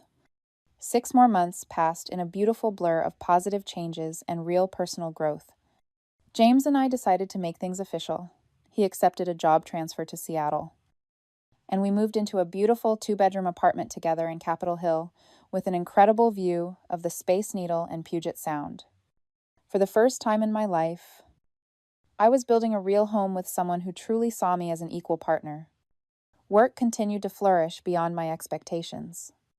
My department exceeded all quarterly targets by significant margins, and I received special recognition at the company-wide annual meeting. "Mr. Peterson pulled me aside afterward and said something I'll never forget. "You know, Caroline, that family emergency back in March might have been the best thing that ever happened to your career. You came back different, stronger, more confident, more assertive. It shows in absolutely everything you do now." I smiled, thinking about that chaotic trip to Phoenix that had changed everything. Sometimes the worst situations teach us the most important lessons about ourselves. As for my family, well, that relationship remained complicated, but slowly, gradually evolving. Mom called once a month now, usually on Sunday afternoons when she knew I'd be free. The conversations were still somewhat awkward and surface level, but at least they were actually happening. She asked about my work, about James, about my life. She didn't ask for money. She didn't ask for favors. She just talked to me like I was a person. Baby steps. Linda and I exchanged occasional text messages, mostly about neutral topics like recipe recommendations or funny memes we'd seen. We weren't close. Probably never would be. But at least the open hostility had faded into something more like distant. Polite civility. Dad sent me a birthday card for the first time in 8 years with a handwritten note inside that simply said, "Proud of you." Quito. Wish I'd said it more. Love. Dad.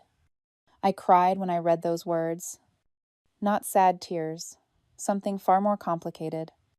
Tears for the relationship we'd never had, mixed with fragile hope for what might still be possible if we both tried. The kids, Emma, Tyler, and Chloe sent me drawings they'd made at school, delivered via photos from Linda. I sent them back funny postcards from my weekend trips with James to Portland, Vancouver, and the beautiful San Juan Islands. Aunt Martha remained my consistent lifeline to the family, calling every few weeks with updates and encouragement. She'd become something like the mother figure I'd always wished I'd had, supportive, honest, genuinely interested in my happiness rather than what I could do for her. One particularly meaningful Sunday in September, Mom called and actually apologized. Really, truly apologized. Not a perfect apology, not everything I might have wanted, but real and genuine nonetheless. "Caroline, I've been thinking a lot about what happened," she said carefully, "about how I treated you over the years. I've been talking to a therapist about it. Did I mention I've been seeing someone? Anyway, she's helped me see some things more clearly." I sat down slowly on my couch, hardly daring to breathe or move. "What things?" "Mom, that I wasn't fair to you growing up. That I put too much responsibility on you far too young and expected you to just handle everything without complaining. That I took advantage of how reliable and capable you were." Her voice cracked slightly, with real emotion. "And that lying to you about being deathly sick so you'd come babysit was manipulative and wrong. I'm truly sorry. Caroline, you deserve so much better from me as your mother." Tears streamed down my face. "Thank you for saying that.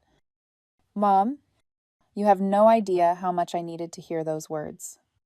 I don't expect you to forgive me right away," she continued honestly. "I know I have a lot to make up for, but I want to try.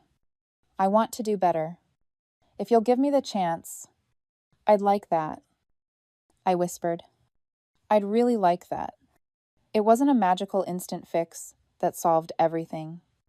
Years of accumulated pain and resentment don't disappear with one conversation. But it was a genuine beginning. A real foundation we could actually build on together. A year to the day after my Turkey escape, James surprised me with tickets. "Where are we going?" I asked excitedly.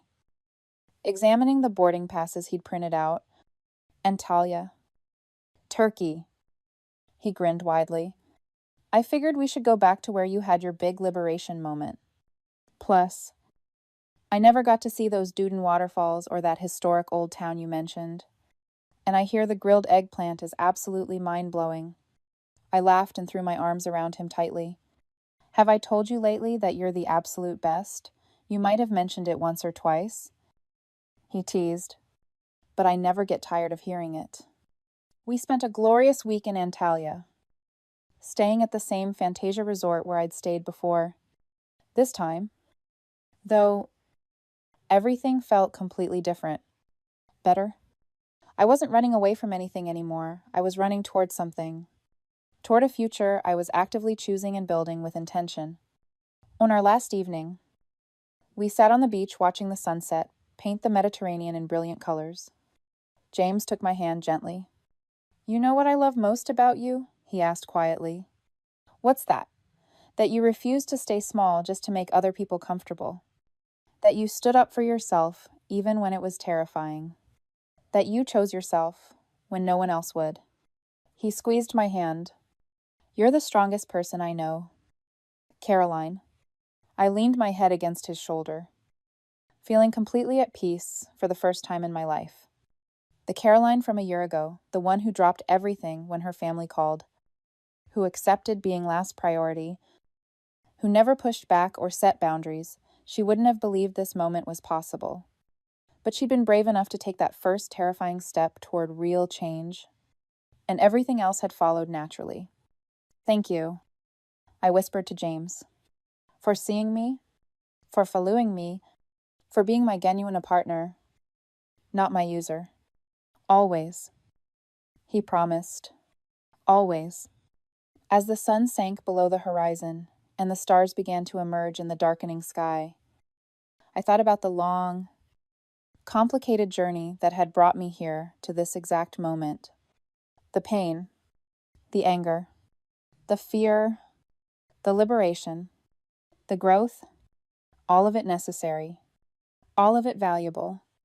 I wouldn't change a single thing, not even the hardest, most painful parts, because they'd led me here, to this beach, to this moment, to this life, a life I'd chosen for myself, a life I was finally, genuinely proud of, a life where I was enough, exactly as I was. Sometimes the people who are supposed to love you most will take you for granted. Sometimes family means setting boundaries instead of accepting abuse. Sometimes the bravest thing you can do is choose yourself.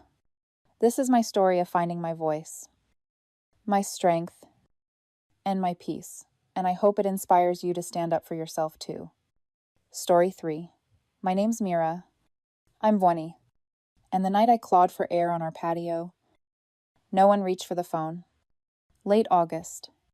Paper lanterns. A folding table sagging under potato salad. A yellow smear of mustard dried on the grill tongs. Ordinary first crickets. An ice chest, thudding shut. Mom Linda directed without looking. Dad Paul laughed too loud.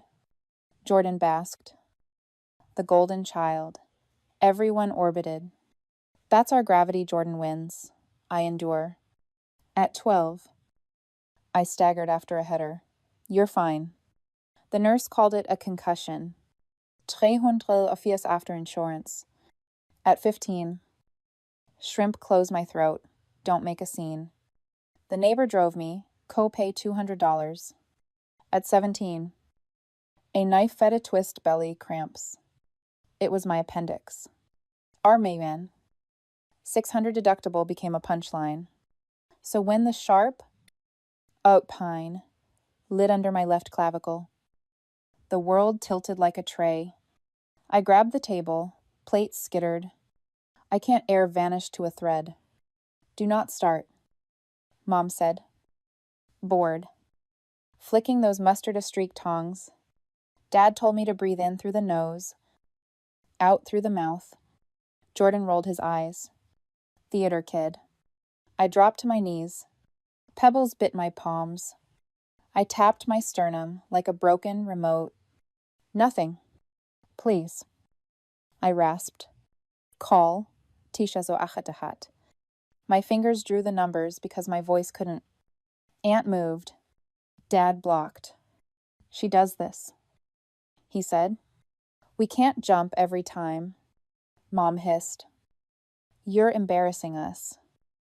Spots crowded my vision. Lantern smeared. I crawled inside elbows. Knees toward the charger's blue glow. 2 wrong taps. Then, tish ehotachata, achat, ring. The paramedics brought sirens and authority. Aisha clipped leads. Read the rhythm. Didn't argue. Long QT pattern. We're going. Mom tried to block the path. Aisha didn't look up. Move. Space opened. Fluorescence. Antiseptic. A cardiology fellow said the words, long QT syndrome, a dangerous rhythm issue. Stress can tip her into arrest. He told my parents. She's lucky she called. Home 3 days later, with beta blockers and a binder. I waited for a truce. Mom clanged pans. No more scenes. Dad shrugged. We'll be more careful if you will. Jordan texted a photo of me on gravel with a laughing emoji. I blocked him and signed a lease over a laundromat with my $1. 750 savings. Thin walls. Lemon detergent. Easier air. I went low contact. I learned my own pulse on a monitor and didn't apologize. 8 months slid by. The building hummed like a second heartbeat. Every time family lit my phone. I let it D. Then, one morning at 6:02 a.m., Dad's name filled the screen again. Again. Again. On the fourth call, I answered. Don't hang up, he said, voice frayed. I need to tell you something. I stood with my hand on the sink's cold edge. The part of me that saves everyone argued with the part that finally saves me. Outside. A truck beeped in reverse. Inside. My chest stayed calm. I'm listening, I said, and I knew a new storm had shifted. It's my kidneys, Dad said. Stage 4. I need a transplant. Who told you to call me? Your mother. Dr. Patel. You're O positive. He swallowed. You might be our match. 8 months since the patio. The laundromat hummed like nothing in the world cared who I saved.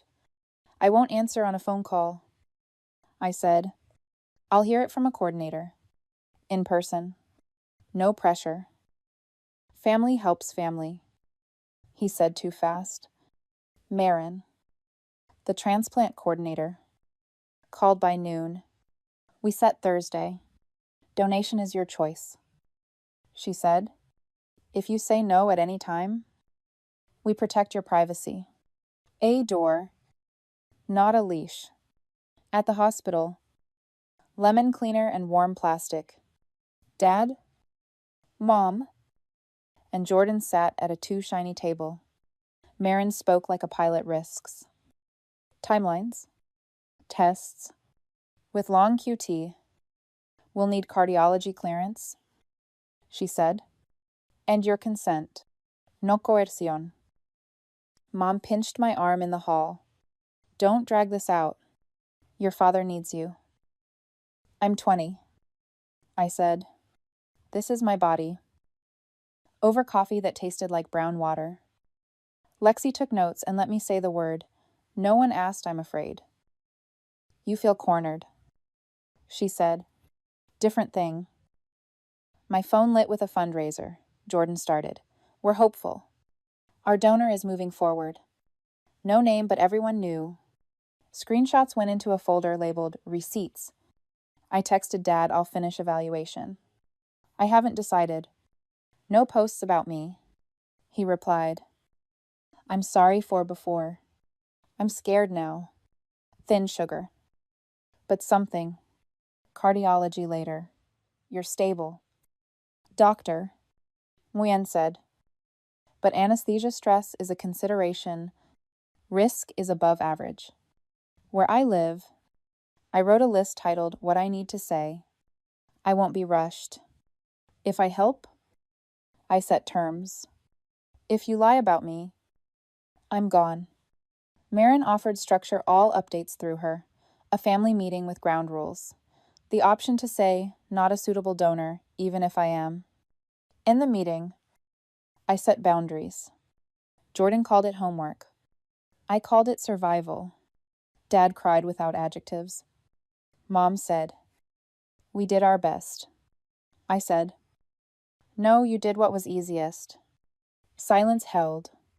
That night, Marin texted, we can tell them you're not a candidate to reduce pressure. A new key. I didn't turn it yet. Next morning, Dad called. I pulled the post. I told Jordan to stop. I don't want you to feel hunted. I remember the blue around your mouth. If you say no, I still remember. If you say yes, I won't pretend I deserve it. Not perfect. New. Okay, I said. Here's what happens next. My rules, I said in Marin's office. Lexi behind me. Mom's heel clicked like a metronome. Jordan scrolled. Dad looked washed out. All updates go through Marin. No posts. No hints. We tell the patio truth. No revisions. Expenses only. Through hospital. No gifts. No debts. Everyone attends education and signs consent can be withdrawn. One mediated conversation. No interruptions. No. What about? Standard, Marin said.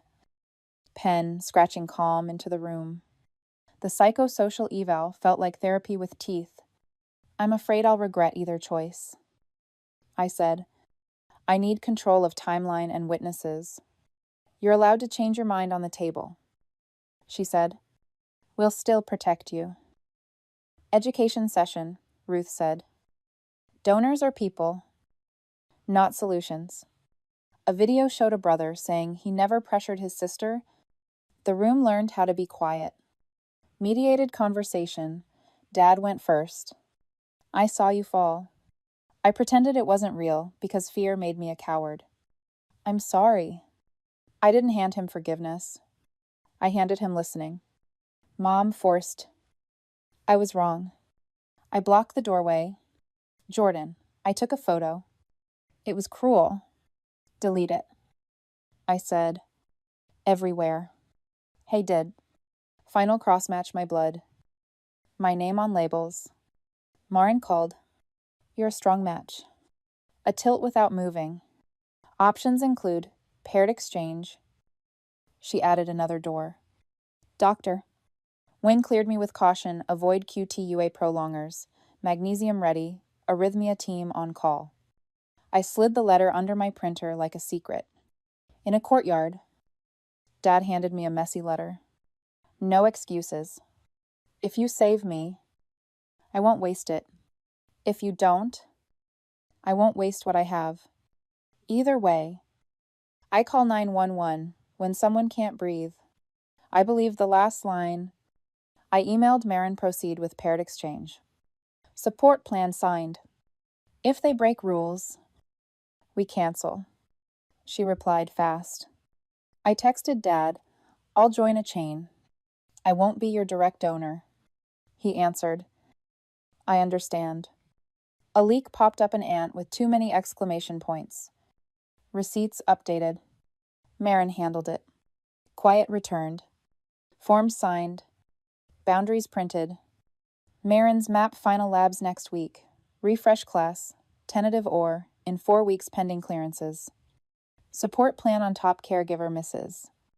Alvarez. Quiet floor. Limited visitors. Code word, lighthouse. Dad's updates came through Marin like postcards, dialysis. A crossword man. A tape trick. No trowel. New alphabet.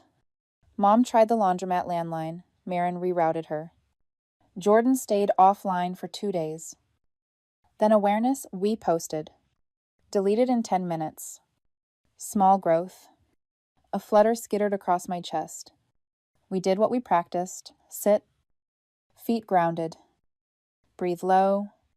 It passed. Dose tweaked +12. 5 milligrams. Anesthesia plan updated no ondansetron divided by droperidol, dexamethasone for nausea.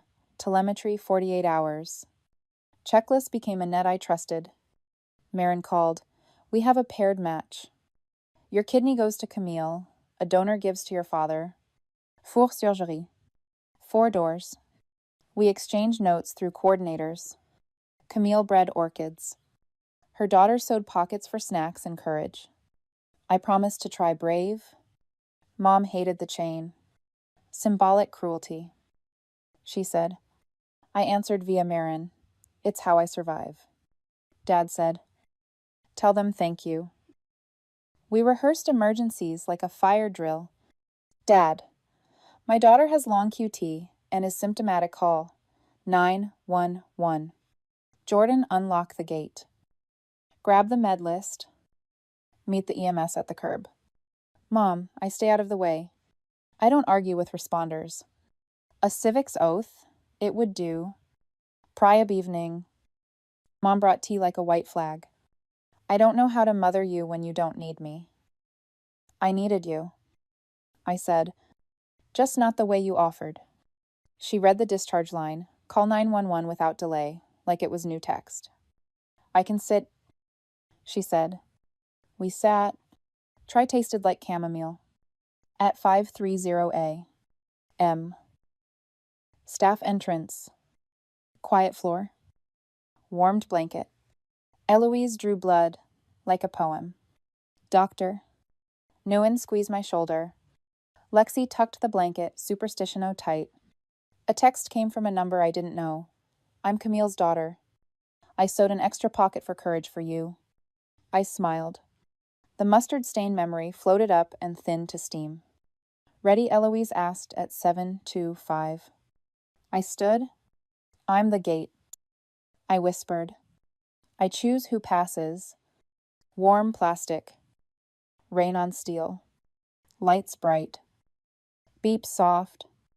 The anesthesiologist's calm face magnesium ready. No QT hide prolongers. 10. 9. Must the ceiling let go. Voices through water. QT lengthening magnesium. Rate controlled. A hand on mine. You're okay. Mira. Sound returned first, blanket rustle. Oxygen hiss. A cough. Light next. Then pain dull. Tight. Mapped to 3 ports and 1 hidden line. Welcome back. Eloise said. Pain. 2 knives and a lemon. I managed. Micro Autos Dilaudid. Then Tylenol. No Zofran Ondon Citron. Ginger tea later. Lexi appeared. You made it? So did my heartbeat. Marin. All 4 teams on track. Your kidney is headed to Camille. Your father's graft is in. I pictured 2 coolers moving faster than any argument. Afternoon gas bubbles stabbed my shoulder. Walk? Eloise said. Teen steps were Everest. I took 12. Arrhythmia team checked the strip longer than average. Stable. Magnesium helped. Updates came in beats dad to ore. Graft flushed. Pinking up. I exhaled and trembled. Mom hovered at the door like a question mark. Do you need anything? Quiet. She left lemon drops on the chair like small suns. Morning labs, creatinine up. Then trending down. Urine and almost comic yellow nephrectomy art. Eloise said. A card in pink ink arrived. You held the door for strangers. I tucked a lemon candy into Mom's pocket for courage. Keep one too. S. I filed it under receipts. Agent Laquint. Jordan visited code word. 5 minutes. Not phone. He showed me an empty. Recently deleted and toggled backups off. Properly gone. He said. He talked about Dad sleeping in dialysis. Mouth open. Human. He adjusted the bag of lemon drops out of sun. I saved that image for a shelf where my brain keeps kinder scenes. Chain email exchange complete. All recipients stable. Marin's graphic 4 circles like a child's train. Dad drafted a public truth. No names. No adjectives. Last year a daughter collapsed, and I chose cruelty out of fear. This year, strangers, and she saved me on her terms. If someone can't breathe, call first. I cut my... He changed it to a daughter. It read bigger. Discharge morning. Eloise added, what packets don't, your body may feel like a foreign country. You'll learn the language. Elevator down. Lexi pushed because rules. Mrs. Alvarez had soup and a note. Remember, you are not an emergency. Underlined. Home hummed like tides. I learned when medicine becomes a suggestion again, how to chew half a cracker like a medal. Dad's numbers dropped dough. See? Bought ye? 3. He texted P like a teenager. I snorted. Softer the second time. Days stack like stones. Incisions itch. Then don't. I earn lemon cookies, one corner at a time. Dad's labs settle at 0. So, he sends pillboxes like tiny boats and a new skill. I take them. Nap. And shut up when I should. Jordan tapes a green ribbon to the fridge and stops explaining kindness to cameras. Mom calls therapy talking practice. Hates it. Goes anyway. I breathe easier when no one's watching. A photo from Camille's coordinator, an orchid named Beacon, white with a blush center. Caption still standing, +3 sons. I tape it where my old discharge instructions hung. Marin closes my case with an open door. Call me even just to say, you're okay. Knowing I could is enough. Dad asks for a picnic by the river, no lanterns. No show. Bring whoever feels like home, he says. We plan like adults shade. Water. A first aid kit with call 911 first in thick marker. A tiny lighthouse charm on the zipper. He sets it between us. Not a performance, a tool. A kid trips near the path. Dat kniels, asks the guardian. Do you want me to call? They don't. He helps the kid up and expects nothing back. On his way, he drops old grill tongs, mustard-stained metal into a bin without a speech. Air moves. We eat. It rains for 3 minutes. We pass napkin fast. Mom squeezes my hand once and releases.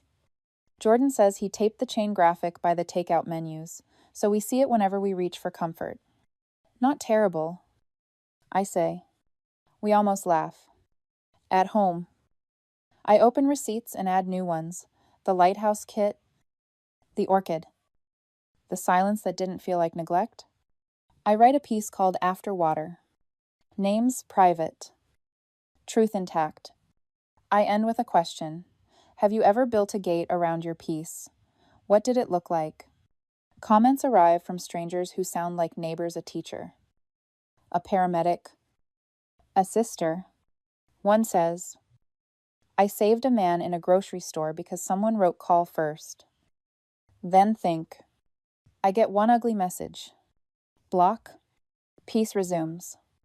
Weeks later, I press on a CPR mannequin and say, check scene safety. Call 911. Get the AED. Aisha guest teaches. After class, I thank her. We show up. You called? That's the math. She says, then nods at the lighthouse on my keys. Spring finds us.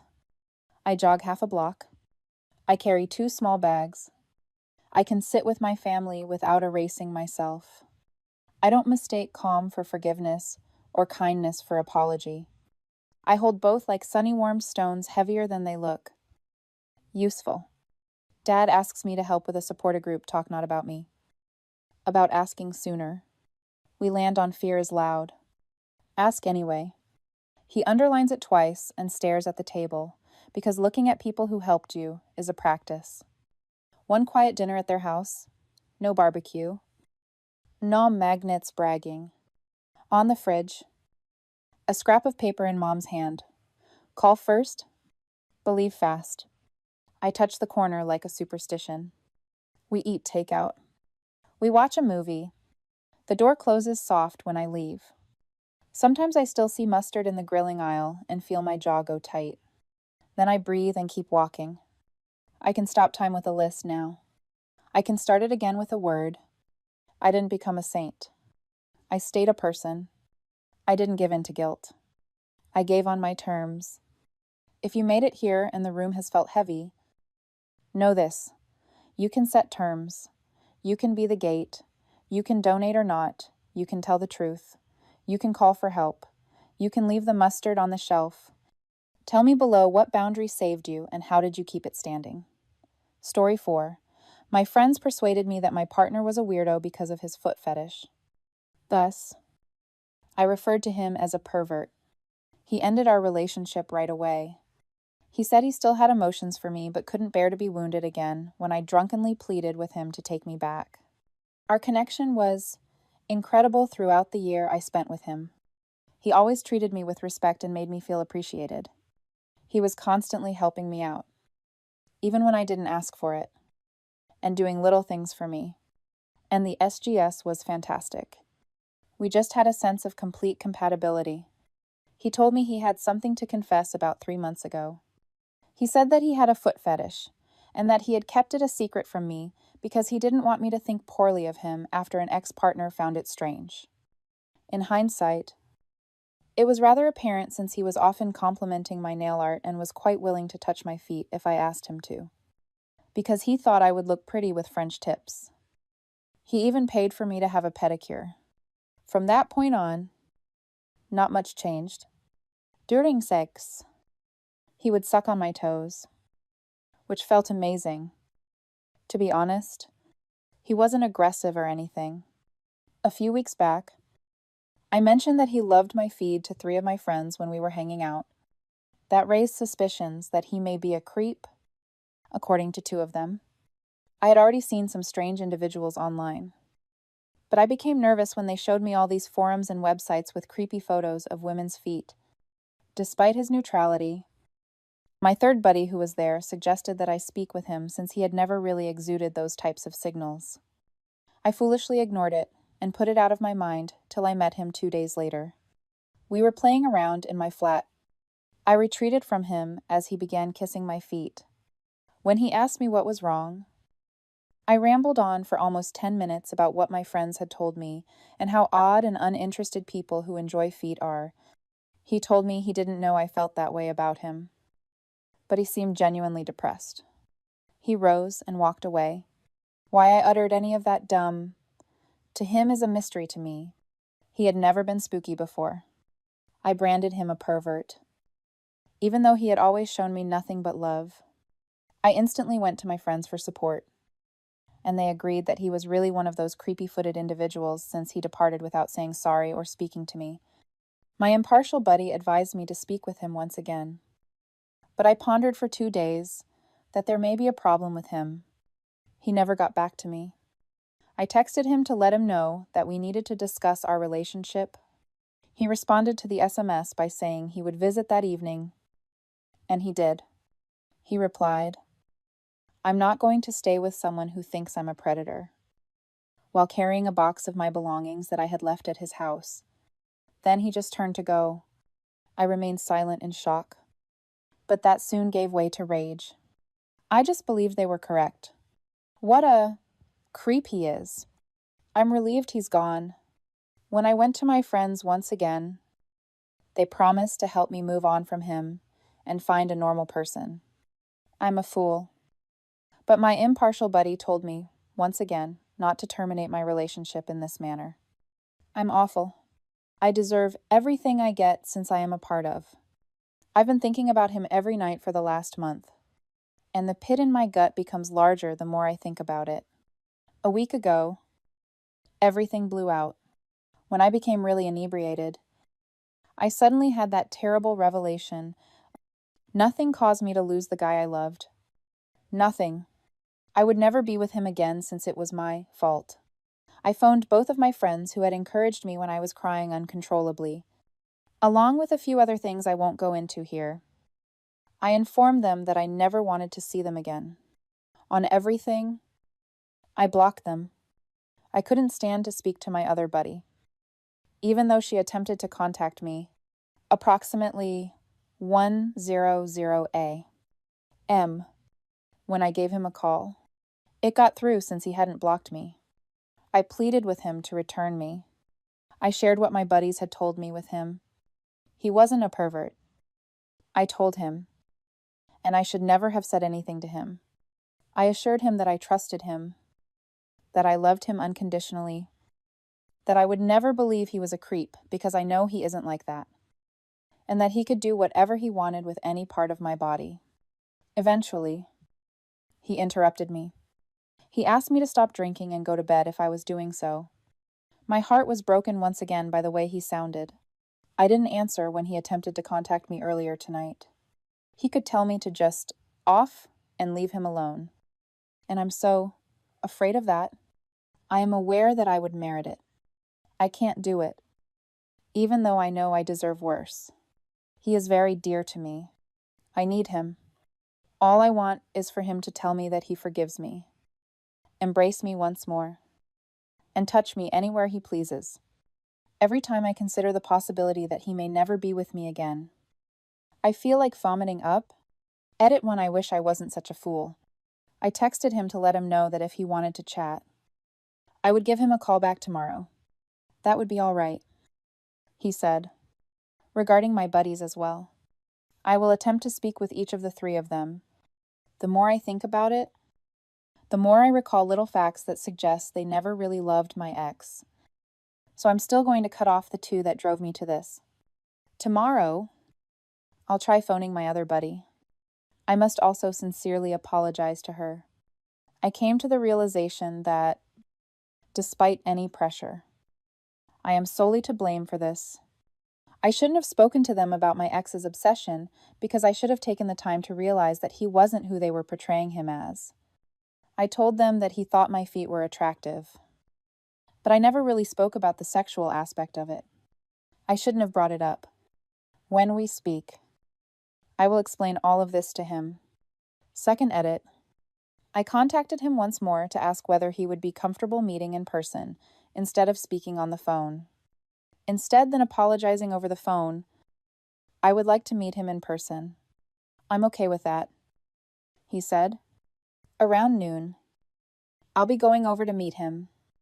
In order to provide some perspective, let me begin by acknowledging that none of this absolves me in any way for what I have done. Those three pals of mine have been with me since high school. We have always had a tight relationship, and I have shared many personal information about myself with them. We all had many happy moments and supported one another at difficult times. In addition, they were my first close buddies. I kept a lot to myself and didn't spend much time with other children throughout elementary school and the first few years of high school. Although I now have new pals, I don't trust anybody as much as I did them.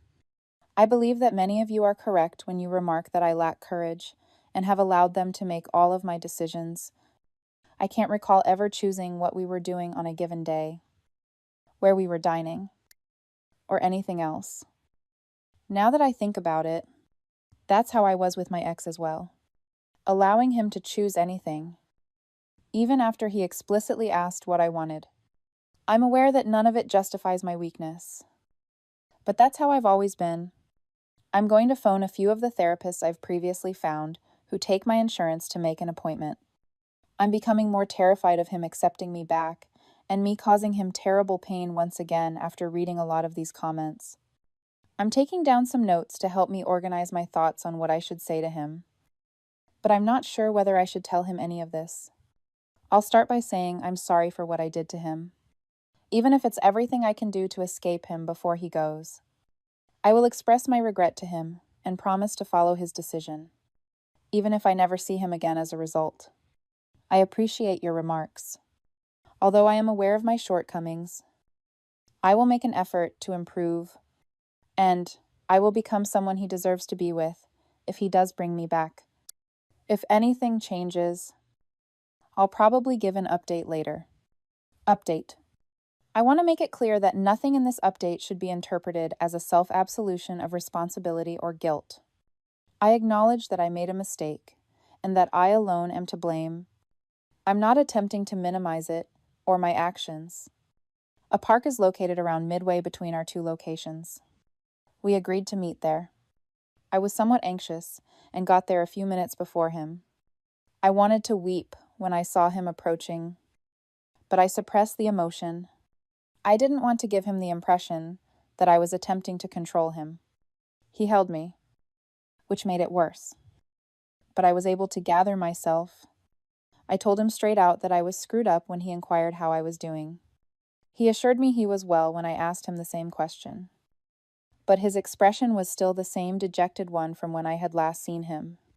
Before we discussed anything else, I took out the apologies I had written in my notes and asked if I could tell him anything. I apologized to him for everything. I apologized for giving him a sense of insecurity. I apologized for ever suggesting he was a pervert. I apologized for violating his confidence by disclosing our seg's life to others. I apologized for not getting back to him. I apologized for not defending him. I apologized for not defending myself and allowing anything other than the two of us to influence how I felt about him. I apologized for not communicating with him sooner and for keeping him in the dark for a month. I apologized for my inebriated tirade, for attempting to sway his feelings to return to me, and most importantly, for giving him the impression that I still believed he was a pervert. I apologized for injuring him in the same manner as his former partner. I could no longer contain my tears when I saw that he was crying. As I finished reading it to him, I started crying. I expressed my genuine happiness with him and hoped that he wouldn't be deterred from pursuing his fetish with anyone he could be with in the future. We shared a few tears together when he thanked me. He began by telling me that he had phoned because two of my friends had called to express their concern for me and to share some of the events that had occurred. One of the two friends and the neutral buddy were the ones who had given me the information on foot fetishes. He wanted to speak about more essential things. So, I didn't ask any more questions or obtain many details. But I suppose I could get the facts directly from one of them. After he told me this, I was a bit disappointed and afraid that he would believe I was using my friends to attempt to influence him. But he soon moved on. He filled me in on his ex's whole tale. Before he informed her about his obsession, they had been dating for almost 2 years, which was longer than we had. The difference was that she found it repulsive right away. No matter how much he pleaded, she informed him she was going and vowed never to bring it up again. However, he later informed me that what I had done made him feel even worse, since it seemed as if I had welcomed him before stabbing him in the back. I let him continue, even though I wanted to drop to my knees and ask for forgiveness. Eventually, we both became silent for a bit before he inquired as to whether we were finished. I'm weak, even though I know I should have been strong and assured him I would accept whatever he chose. I questioned him about the possibility that we may still be together. He admitted to me that while he still had love for me, he couldn't bear the thought of me causing him pain once again. I told my pals about it and that I wanted to start going to therapy. He informed me that while he was pleased with what I was doing, it didn't make him change his mind. He indicated that when I've worked on myself, there could be a possibility in the future. But for now, he was too wounded. It seems to me that he said it only to protect me from harm. I had to resist the impulse to sprint after him as we said our goodbyes and gave each other another embrace. Although I acknowledge that I made a mistake in the end, I'm taking action to ensure that it doesn't happen again. I'm going to give the neutral friend a call and ask her if she can pardon me for not speaking to her as well. In order to prevent me from feeling the need to annoy him, she may be able to come over and conceal my phone from me. Regarding my other two buddies, I have no idea. As of right now, I know nothing. I've been sobbing for approximately 5 of the last 6 hours, and I'm almost done. I only got around 3 hours of sleep. I'm thinking about simply trying to get some sleep and then searching for therapists in the morning. I apologize to everyone who was hoping for more updates, but I'm not sure whether I'll be posting any more. Edit, I will be posting this as my last post. After I fell asleep for a bit, my buddy contacted me and came over. She was worried that I hadn't spoken to her, but she wasn't angry at all. I sincerely apologized to her. After all that happened today, it felt amazing, even if I don't deserve her generosity. Thank you to everyone who sent me a worried note. I believe I'll be okay. I will continue to attend treatment in order to address my issues and ensure that I never again do this to a loved one. Most likely, I won't post on this account ever again. Some individuals claim to be persons in my life and sent me strange messages. Therefore, it's not me, If you ever see someone attempting to update this tale, the acquaintance I now have is the only one in my network that utilizes Reddit. She promised not to post about it once I showed her this. Good night. The next tale. Mother had an affair with a married guy for 12 years. I notified his wife anonymously, and she thanked me and divorced him. However, I was cut off from my whole family. And months later, I learned that my mother had told everyone I was addicted to Dr. G. More than 10 years ago, my mother began an affair with Bruce, a married guy. She remained with Bruce on the understanding that he would soon divorce his wife, but my dad left her because of it. It didn't happen. Spoiler warning. I couldn't stand it any longer after following Bruce's wife's social media accounts and knowing for more than 10 years that my mother was the other woman. No one in my family, not even my 3 other siblings, can tolerate this strange guy. For years, we've been told to maintain her naughty secret and to act as if Bruce isn't an adulterer. As a team effort, I wrote a few anonymous emails to people I discovered on social media. In response, Bruce's wife said she didn't know any of this was happening, which I strongly thought despite Bruce's repeated lying over the years. I took a seat and called her. We spoke for about 3 hours. She is a kind lady who treated me with nothing but kindness. Despite being married to Bruce for 30 years, she was unaware of his hidden life. He travels a lot because of his employment. I responded to all of her inquiries. I knew throughout this conversation that my relationship with my mother was finished, but I also knew that she would find out and tell me. After putting her finances in order, Bruce's wife thanked me again and said that she would be divorcing him. We had a really emotional talk, and I will always remember her sobbing as I explained everything to her. I was totally cut off from my mother the next day. I was unable to get in touch with her. And soon after, my family members started harassing me. Messages of sympathy for my mother and hatred for me. Everyone betrayed me and stopped talking to me. Her giving them the truth about what I did telling on her married boyfriend is unthinkable. I'm startled that my family has turned against me and taken her side. I sometimes feel sorrow. But ultimately, all I did was hasten the inevitable, and I did it for my siblings because they were sick of him. It backfired, even though I believed it would get rid of him. In addition to my mother and Bruce getting married, my siblings have chosen to stand with her and have cut me off. My chest feels heavy with this. For the last 10 years, it has, and it will continue as a result of my actions. I appreciate you reading and allowing me to express myself. Edit. I appreciate all of the encouraging remarks. Although there are some individuals who are cheering for me, these remarks have been consoling and healing, given how many family members betrayed me. I really began to fear that I was the issue and had erred to respond to a few inquiries. All of this is heavily influenced by money, which is why my mother and siblings are so upset and don't want to thank me. I am the eldest daughter of my mother. My youngest sibling is the only one that lives with her. All of us are grown-ups. My mother has put my 2 little children out for Bruce. They will never be able to identify her. I have communication with the wife. She has been really polite to me and is a beautiful lady who understands how this whole situation came to be. I like to imagine that we would be buddies in another life. In order for her to get what she is entitled to from the divorce, I have devoted a great deal of effort to gathering evidence for her. Bruce and my mother were so upset that I kept in contact with the wife that they accused me of pestering her.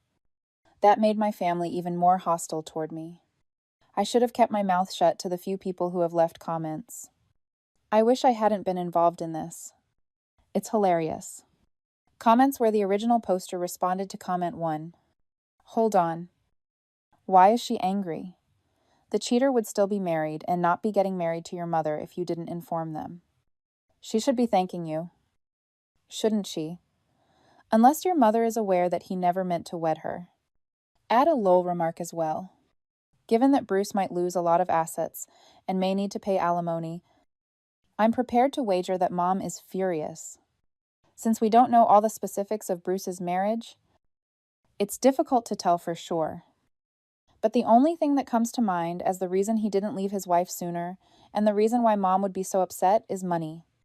This is my best estimate, although I'm not an expert in law. Bingo. Oop. Third comment. What did you do that has your mother unhappy? At last. She found a guy who would cheat on his wife. Oh no. I'm sure she feels deceived by me. Additionally, I broke up her extravagant lifestyle with him. Fourth comment. Why don't you ask a family member what narrative your mother is telling them? I believe your suspicion that she is presenting a highly slandered version of events is correct. Yes, I did try with a lot of them. They refused to inform me. In all of this, where is, oops, Dad, he is irritated that I did this. And we don't have a nice connection. Believes I created drama. The fifth comment. What a terrible mother. Just think of the atmosphere and lifestyle she forced you and her siblings to grow up in. We were fed and clothed. But after reading the comments, we didn't like the extra information from OOP. I'm still not allowed to speak to my family. My mom hasn't contacted me in about 6 months. I've made many attempts to get in touch. Bruce and my mother are still interested in getting married. As far as I know, they are awaiting their separations.